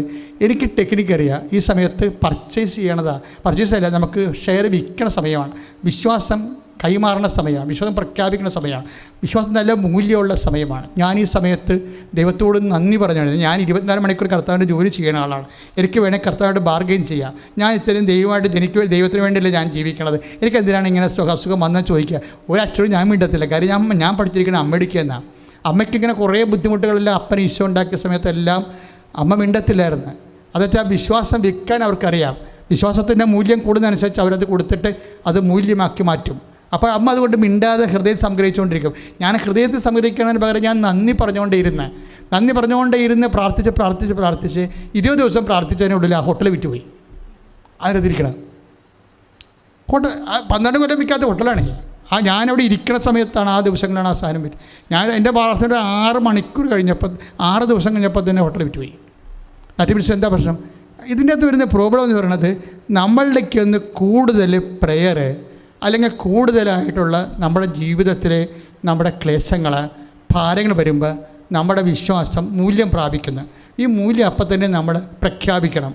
ഈ വിശ്വാസത്തെക്കുറിച്ച് അറിയാൻ പാടില്ലാത്ത ആൾക്കാർ അയ്യോ എനിക്കിത് വന്നില്ല, ഇനി ഇത് എപ്പം തീരാനാണ്, ദൈവം നാശം പിടിക്കാൻ, വേറെ ആർക്കും എന്നെ തന്നെ കണ്ടുള്ള അതൊക്കെ പറഞ്ഞിട്ട് ആൾക്കാരെല്ലാം നിലയം പിടിച്ച് നടക്കത്തില്ലേ? എന്തെങ്കിലും വന്നു കഴിയുമ്പോൾ എനിക്ക് തന്നെ വന്നാൽ ഞാൻ പള്ളിയിൽ നിന്ന് മാറാതെയും കർത്താവിലേക്ക് നിന്ന് മാറാതെ നടക്കുന്ന ആളാണ്, എന്നിട്ട് എനിക്ക് തന്നെ ഇത് വന്നല്ല എന്ന് പറയും. അതല്ല സംഭവം. മറിച്ച് നിൻ്റെ വിശ്വാസമുള്ളവർക്ക് ഇതുപോലെയുള്ള എക്സ്ട്രാ ആ വിശ്വാസത്തിന് പരീക്ഷണം വരുമ്പോൾ അത് ഷെയർ, അതിൻ്റെ വിഹിതം വർദ്ധിക്കും, അതിൻ്റെ മൂല്യം വർദ്ധിക്കുമ്പോൾ നീ അത് ദൈവത്തിൽ തന്നെ വിൽക്കണം വിശ്വാസം പ്രഖ്യാപിച്ചുകൊണ്ട്. അപ്പോൾ അതിൻ്റെ മൂല്യം ഇരട്ടിയായിട്ടിരിക്കും. ഇത് സ്വത്തായിട്ട് മാറുകയും നിൻ്റെ ആധികാരികത വർദ്ധിപ്പിക്കും ദൈവത്തിൻ്റെ. അതുകൊണ്ടാണ് പൗലോസ് പറയണത് പൊന്നും വെള്ളിയോ ഇല്ലാത്തതൊന്നും എനിക്ക് പ്രശ്നമില്ല, പോയി പണി നോക്കാൻ പറയുന്നു. അതൊന്നും ഞാൻ എന്നെ ഉൾക്കൊണ്ടതൊന്നുമല്ല. പൊന്നോ വെള്ളിയോ എൻ്റെ കയ്യിലില്ല, എനിക്കുള്ള ഒരാളുണ്ട്, എന്താണ് ഒരു നിധി, അത് ഞാൻ നിനക്ക് തരും. എന്താ തരണത്? നീ നസ്രായനായ യേശുക്രിസ്തുവിൻ്റെ നാമം, അവൻ്റെ നാമത്തിൽ എഴുന്നേറ്റ് നടക്കാൻ പറയും. ഇതൊരു കൽപ്പനയാണ്, അധികാരമാണ് അവൻ്റെ നാമത്തിൽ നിന്ന് എഴുന്നേറ്റ് നടക്കാൻ പറയണത്. ഇത് ഇതിനകത്ത് വിശേഷം വെച്ചാലേ ഇത് അപ്പോസ്റ്റലിക്കായിട്ടുള്ള ഒരു ഫസ്റ്റ് പ്രൈമറി എക്സ്പീരിയൻസാണ്. ഒരു മുടന്തൻ, ജന്മനാ മുടന്തനാണ് അവനെ. ജന്മനാ മുടന്തൻ മൂലക്കിരുന്നുണ്ട്, വായും പൊളിച്ചിരുന്നുണ്ട്. പത്രോസിനെ ശ്രദ്ധിക്കുകയാണ്. പത്രോസ് ഈ വചനം പ്രസംഗിച്ചു. ഒന്നാമത്തെ പത്രോസിന് വചനം പ്രസംഗിക്കാനൊന്നും അറിയത്തില്ല. എഴുത്തുകാരനാണ് പുള്ളിക്കാരൻ, പ്രാസംഗികനല്ല. പ്രസംഗിച്ചാൽ ഉറങ്ങും ആൾക്കാർ. പത്രോസ് പ്രസംഗിച്ചിട്ട് ആൾക്കാർ നിലയിലൊക്കെ മുകളിലത്തെ നിലയിൽനിന്നൊക്കെ താഴെ വീണിട്ടുണ്ട് ഉറങ്ങിയിട്ട്. ആ പൗലോസ് പ്രസംഗിച്ചിട്ടേ. അപ്പോൾ പൗലോസ് ബേസിക്കായിട്ട് ആൾക്കാരെ ചിരിപ്പിച്ച് കയ്യിലെടുത്ത് പ്രസംഗിക്കാൻ അറിയത്തില്ല. അയാൾ ഉള്ള കാര്യം ഉള്ളതുപോലെ പറയും. അതിനകത്ത് പൊടിപ്പത്തുങ്ങനെ പഞ്ചാര സേമിയായി ഒന്നും കയറ്റാതെ ഉള്ള കാര്യം പറയുന്ന ആളാണ്. അതിനകത്ത് കോംപ്രമൈസ് ഇല്ല പറയും. പക്ഷെ പണ്ടാരെ എഴുത്തിന് ഭയങ്കര അഭിഷേകമാണ്. പക്ഷേ എന്നാലും ഒരു ദിവസം പ്രസംഗിച്ചപ്പോൾ ഒരു മുടന്തൻ മൂലക്കിരുന്നുണ്ട്. ഇയാടെ വായിട്ടും തന്നെ നോക്കിക്കൊണ്ടിരിക്കുകയാണ്. കാര്യം ഈ മുടന്തിന് തലക്കടിച്ച് വചനം കേട്ടിട്ട്. പത്രോസിൻ്റെ വചനമേ കേട്ടിരുന്നപ്പോൾ ഈ മനുഷ്യന് മുടന്തൻ്റെ വിശ്വാസം ഇങ്ങനെ കയറി വന്നു. അവരിങ്ങനെ പൗലോസിൻ്റെ ഒപ്പം തന്നെ ഇങ്ങനെ ജ്വലിച്ച് നിൽക്കുകയാണ്. അപ്പോൾ ഇവൻ്റെ എല്ലാവരും ഇങ്ങനെ ഉറങ്ങിയൊക്കെ ഇരിക്കുന്ന സമയത്ത് ഒരുത്ത മൂലക്കിരുന്നുണ്ട് ജ്വലിക്കണ കണ്ടപ്പോൾ പൗലോസ് അവനെ നോക്കി. അവനോട് അപ്പോൾ തൻ്റെ പ്രസംഗം കേട്ടിട്ട് അവനിലേക്ക് വിശ്വാസം അവരിങ്ങനെ നുരഞ്ഞ് പതഞ്ഞ് പൊങ്ങണത് പൗലോസ് ആത്മാവ് വിവേചിച്ചിട്ട് പൗലോസ് ഒരു കാര്യം വിവേചിച്ച് മനസ്സിലാക്കുക. എന്താ പറയണത്?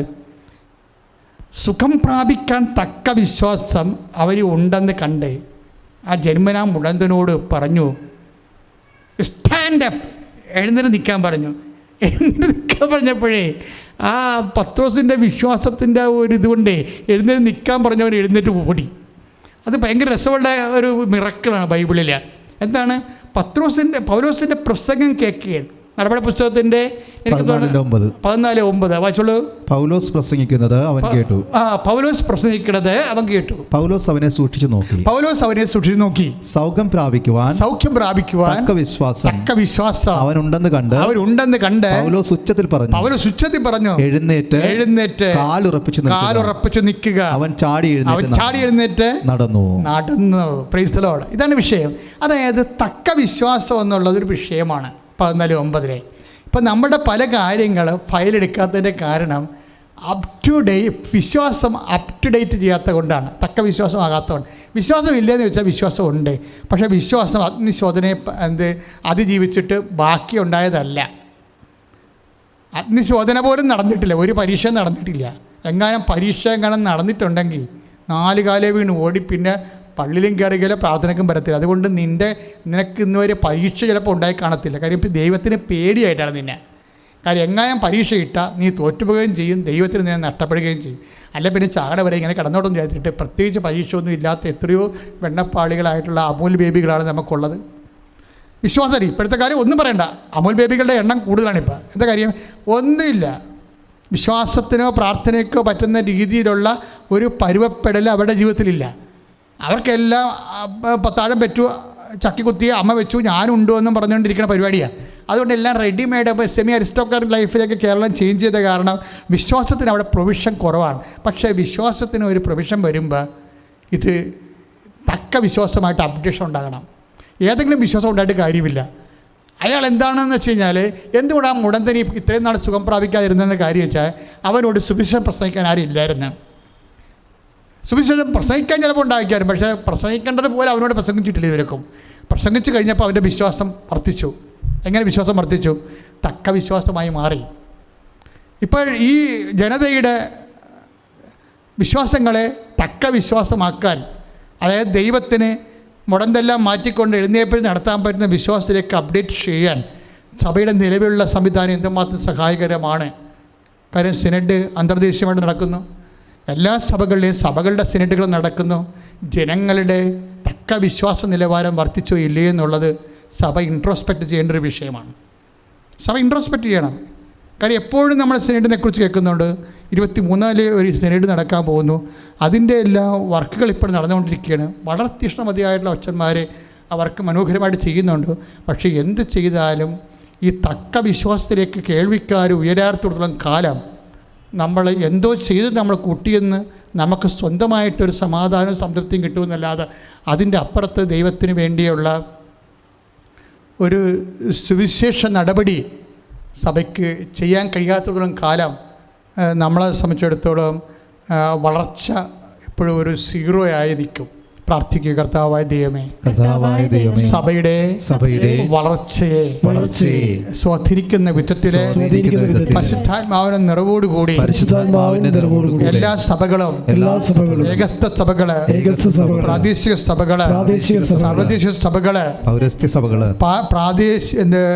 സാർവത്രിക സഭകള് എല്ലാം യേശുവേ അങ്ങേ നിധിയായി കാണാൻ, അങ്ങേ രഹസ്യമായി കാണാൻ, അങ്ങേ ജ്ഞാനമായി കാണാൻ, അറിവായി കാണാൻ അനുഭവിച്ചുകൊണ്ട് അങ്ങയുടെ മഹത്വത്തിനായി ജീവിച്ച് സുവിശേഷത്തിന്റെ സാക്ഷികളാകാൻ തക്ക വിശ്വാസത്താൽ ഞങ്ങളെ അഭിഷേകം സ്തുതിക്കട്ടെ.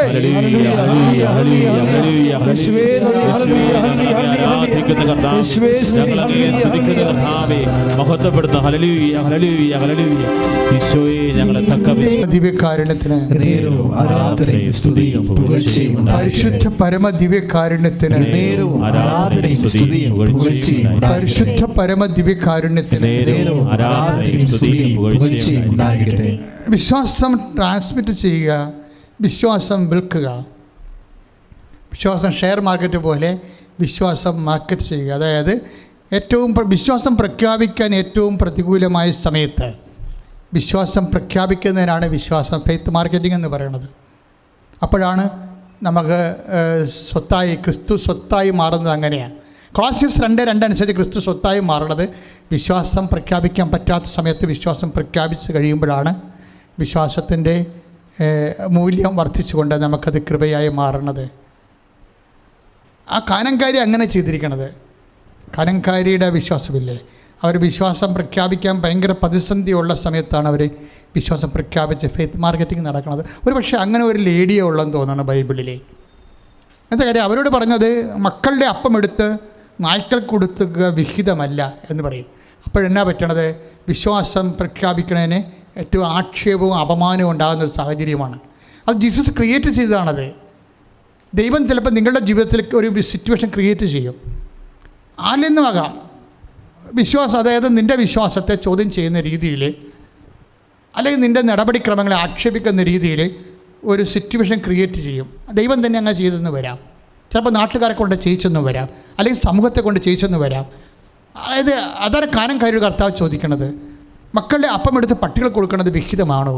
അപ്പോഴേ 15:26. അപ്പോഴേ എന്താ സംഭവിച്ചു കഴിഞ്ഞാൽ ഇതോടുകൂടി ഇവൾക്ക് വേണ്ടി നാണം കേട്ട് വീട്ടിൽ പോകാം. അണ്ണാൻ കേട്ടെ എന്നാ കാര്യത്തിനാണ് വന്നത്? ഇങ്ങനെ വായിക്കണേ കേൾക്കാൻ, ഇങ്ങനെ ദൈവമല്ല ആളുമല്ല, വെറുതെ മനുഷ്യനെ പറ്റിക്കാൻ നാട്ടുകാർ പറഞ്ഞുകൊണ്ട് ഞാൻ വന്ന് ചടിയതാണ് എന്നും പറഞ്ഞ് വേണേ ഇവയ്ക്ക് പെയ്തും പെരക്കും പിച്ച് പെയ്യും പറഞ്ഞപ്പോൾ അന്തിയെപ്പോലെ അവിടെ നിന്ന് വണ്ടി വിടാം. പക്ഷേ ഇവൾ അപമാനിക്കുമ്പോൾ വിശ്വാസം വീണ്ടും മാർക്കറ്റ് ചെയ്യുന്നുണ്ട്. ഏറ്റവും അപമാനിതയാവുമ്പോൾ പറയും, കർത്താവ് അവളോട് പറയും, Jesus that is right, I am the door. Isho നീ പറഞ്ഞത് ശരിയാണ്, ഞാൻ പട്ടിയാണ്. എന്നിട്ട് അവർ പറയും, പട്ടികൾ പോലും യജമാനന്മാരുടെ മെസ്സേജിൽ നിന്ന് വീഴുന്ന അപ്പക്കഷ്ണം തിന്നാറുണ്ടല്ലോ. അതാണ് ഫെയ്ത്ത് മാർക്കറ്റിംഗ് എന്ന് പറയുന്നത്. ഫെയ്ത്തിൻ്റെ ഷെയർ വില കൂടി നിൽക്കുമ്പോൾ അതങ്ങ് വിറ്റ് കളയണം. അതായത് യേശുക്രിസ്തുവിനെ പ്രഖ്യാപിക്കാനോ വിശ്വാസം ജീവിക്കാനോ നിനക്ക് എന്തെങ്കിലും പ്രയാസമുണ്ടെങ്കിൽ അത് പ്രഖ്യാപിച്ചുകൊണ്ടിരിക്കണം. ആ സമയത്ത് അത് പ്രഖ്യാപിച്ചുകൊണ്ടിരിക്കണം. സാഹിത്യ അക്കാദമി പഠിക്കാൻ പോകുന്ന സമയത്ത് ഞാനൊരു പ്രോജക്റ്റ് ചെയ്യാൻ വേണ്ടി പോയ സമയത്ത് എനിക്ക് അക്കാദമിയിൽ നിന്ന് എനിക്ക് തന്നെ ഒരു മുറിയാണ് തന്നത്, രാത്രി കിടക്കാം. അതിനകത്ത് സംവിധാനങ്ങളൊന്നുമില്ല, കട്ടിൽ മാത്രമേ ഉള്ളൂ. പക്ഷേ ഞാനിവിടുന്ന് ഹോസ്തി മീഞ്ഞും കൊണ്ടുപോയി ആ കട്ടിൻ്റെ താഴെ മുട്ട നിന്നിട്ട് കട്ടിൽ പായെല്ലാം മാറ്റിയിട്ട് വെള്ളത്തുണി വിരിച്ചിട്ട് ഞാനവിടെ മുട്ട നിന്ന് 2.5 മണിക്കൂർ കുർബാനയില്ലേ. കൃപാസനത്തിൽ 1/2 മണിക്കൂർ കുർബാനയിലുള്ള സംഭവം തൃശ്ശൂർ അപ്പന്തമ്പുരാൻ്റെ ഹോമിൽ രാത്രി കുർബാനയിൽ 2.5 മണിക്കൂറാണ്. മുട്ടയിൽ നിന്ന് 2.5 മണിക്കൂർ കുർബാനയില്ലേ. എൻ്റെ ജീവിതത്തിൽ ഞാൻ ഒരിക്കലും മറക്കാത്ത സംഭവങ്ങളാണ്. വിശ്വാസം അവിടെ പ്രഖ്യാപിക്കാൻ പറ്റാത്തൊരു അവസ്ഥയാണ്. എന്നോട് ഞാൻ കുർബാനയിൽ ആരും തിരക്കാനോ ചോദിക്കാനോ ഒന്നുമില്ല.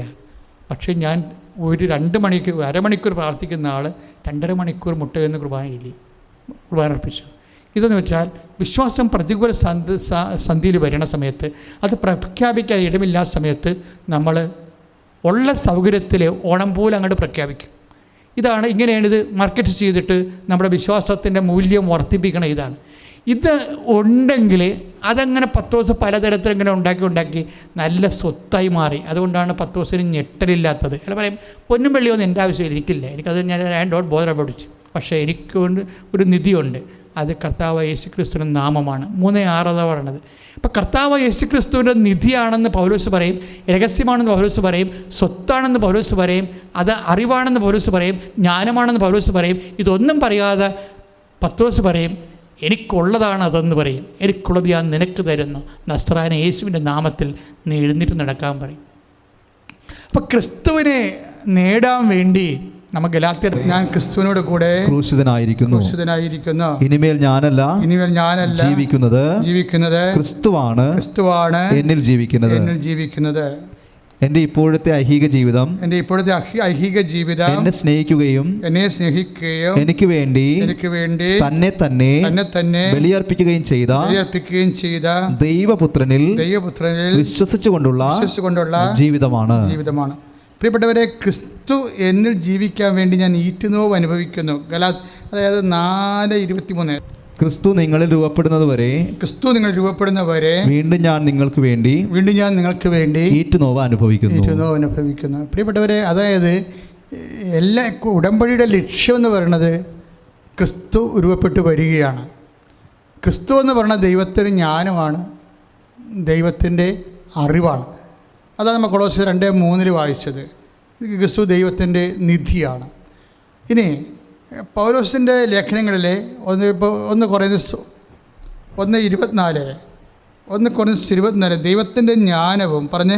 ദൈവത്തിൻ്റെ ജ്ഞാനവും ദൈവത്തിൻ്റെ ശക്തിയുമായ യേശുക്രിസ്തു. അപ്പോൾ ക്രിസ്തു ദൈവത്തിൻ്റെ ജ്ഞാനമാണ്, ദൈവത്തിൻ്റെ ശക്തിയാണ്, ദൈവത്തിൻ്റെ നിധിയാണ്, ദൈവത്തിൻ്റെ അറിവാണ്. ഇങ്ങനെ എല്ലാം ക്രിസ്തുവിനെക്കുറിച്ചുള്ള എന്തുമാത്രം അപ്പോസ്തലിക അനുഭവങ്ങളാണ്. ഉടമ്പടിയുടെ ലക്ഷ്യമെന്ന് പറയുന്നത് എന്താണ്? ഈ ക്രിസ്തുവിനെ സ്വീകരിക്കാൻ. അതിനുവേണ്ടി ചില സമയത്ത് ഇറ്റിനോവ് അനുഭവിച്ച 4:19 വായിച്ചത് ഗലാത്യർ.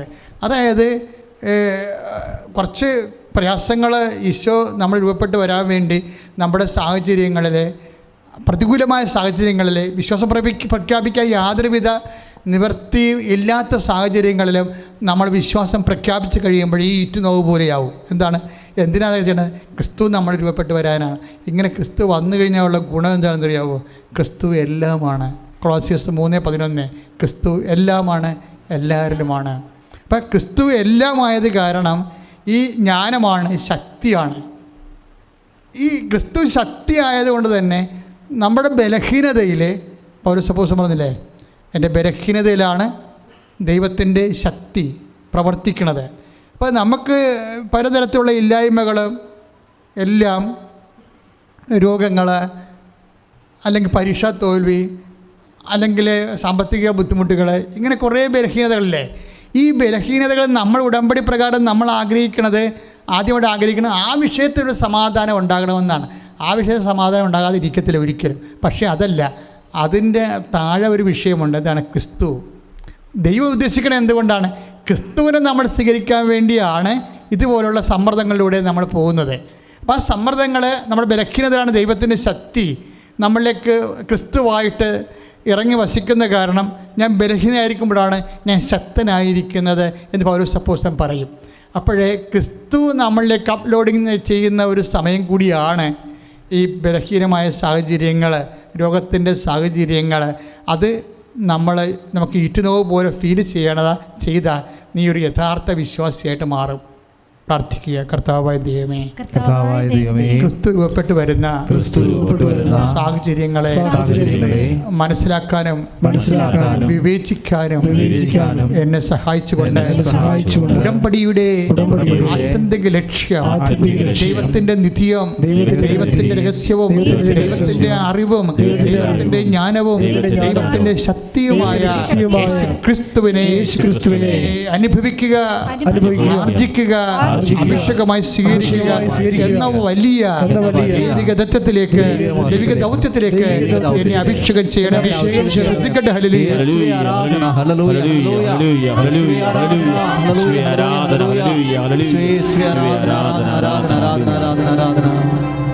നിന്റെ നിലവും മാംസവും സ്തുതിക്കട്ടെ. ഹല്ലേലൂയ.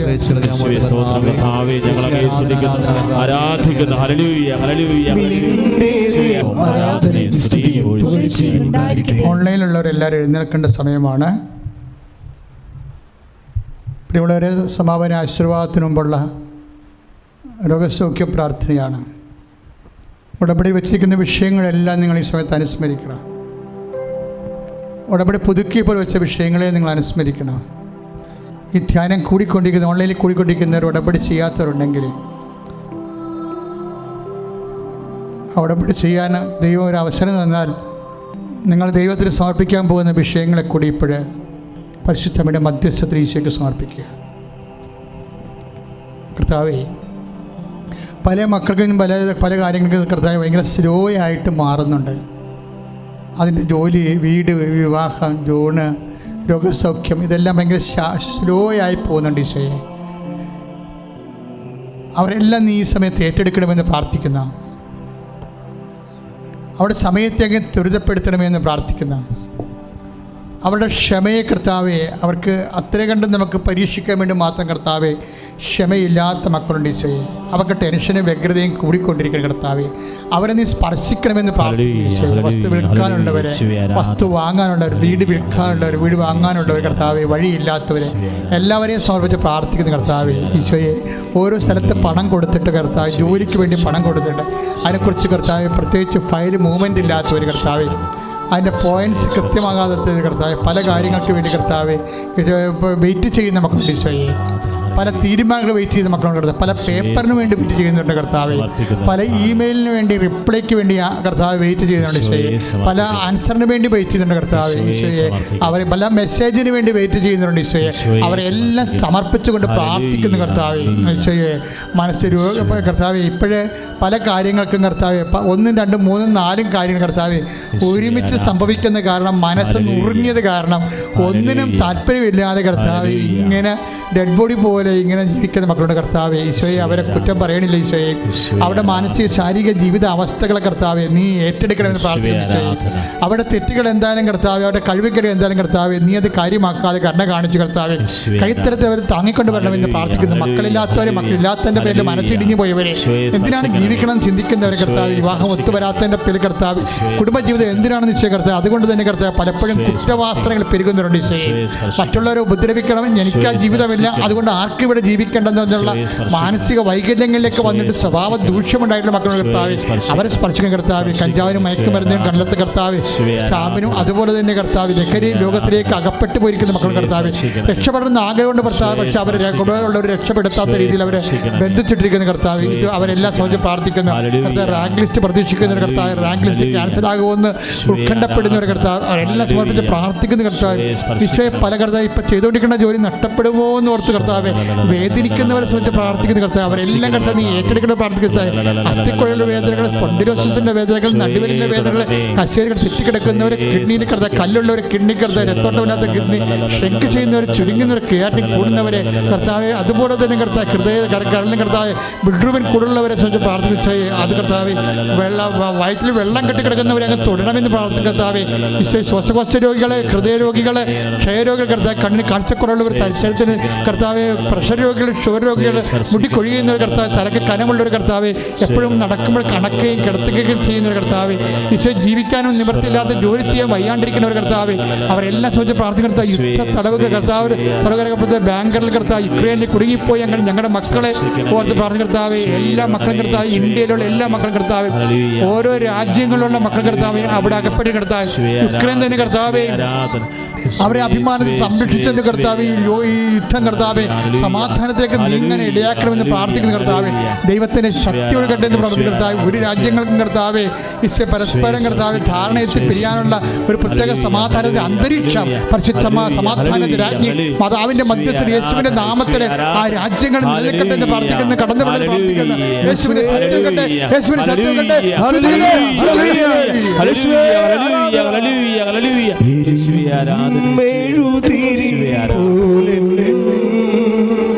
ഹൃദയം ഉരുകും നേരം എരിയും മെഴുതിരി പോലെ, ഹൃദയം ഉരുകും നേരം അരികിൽ വരേണേ, സദയം തൊടേണേ, സുഖമായി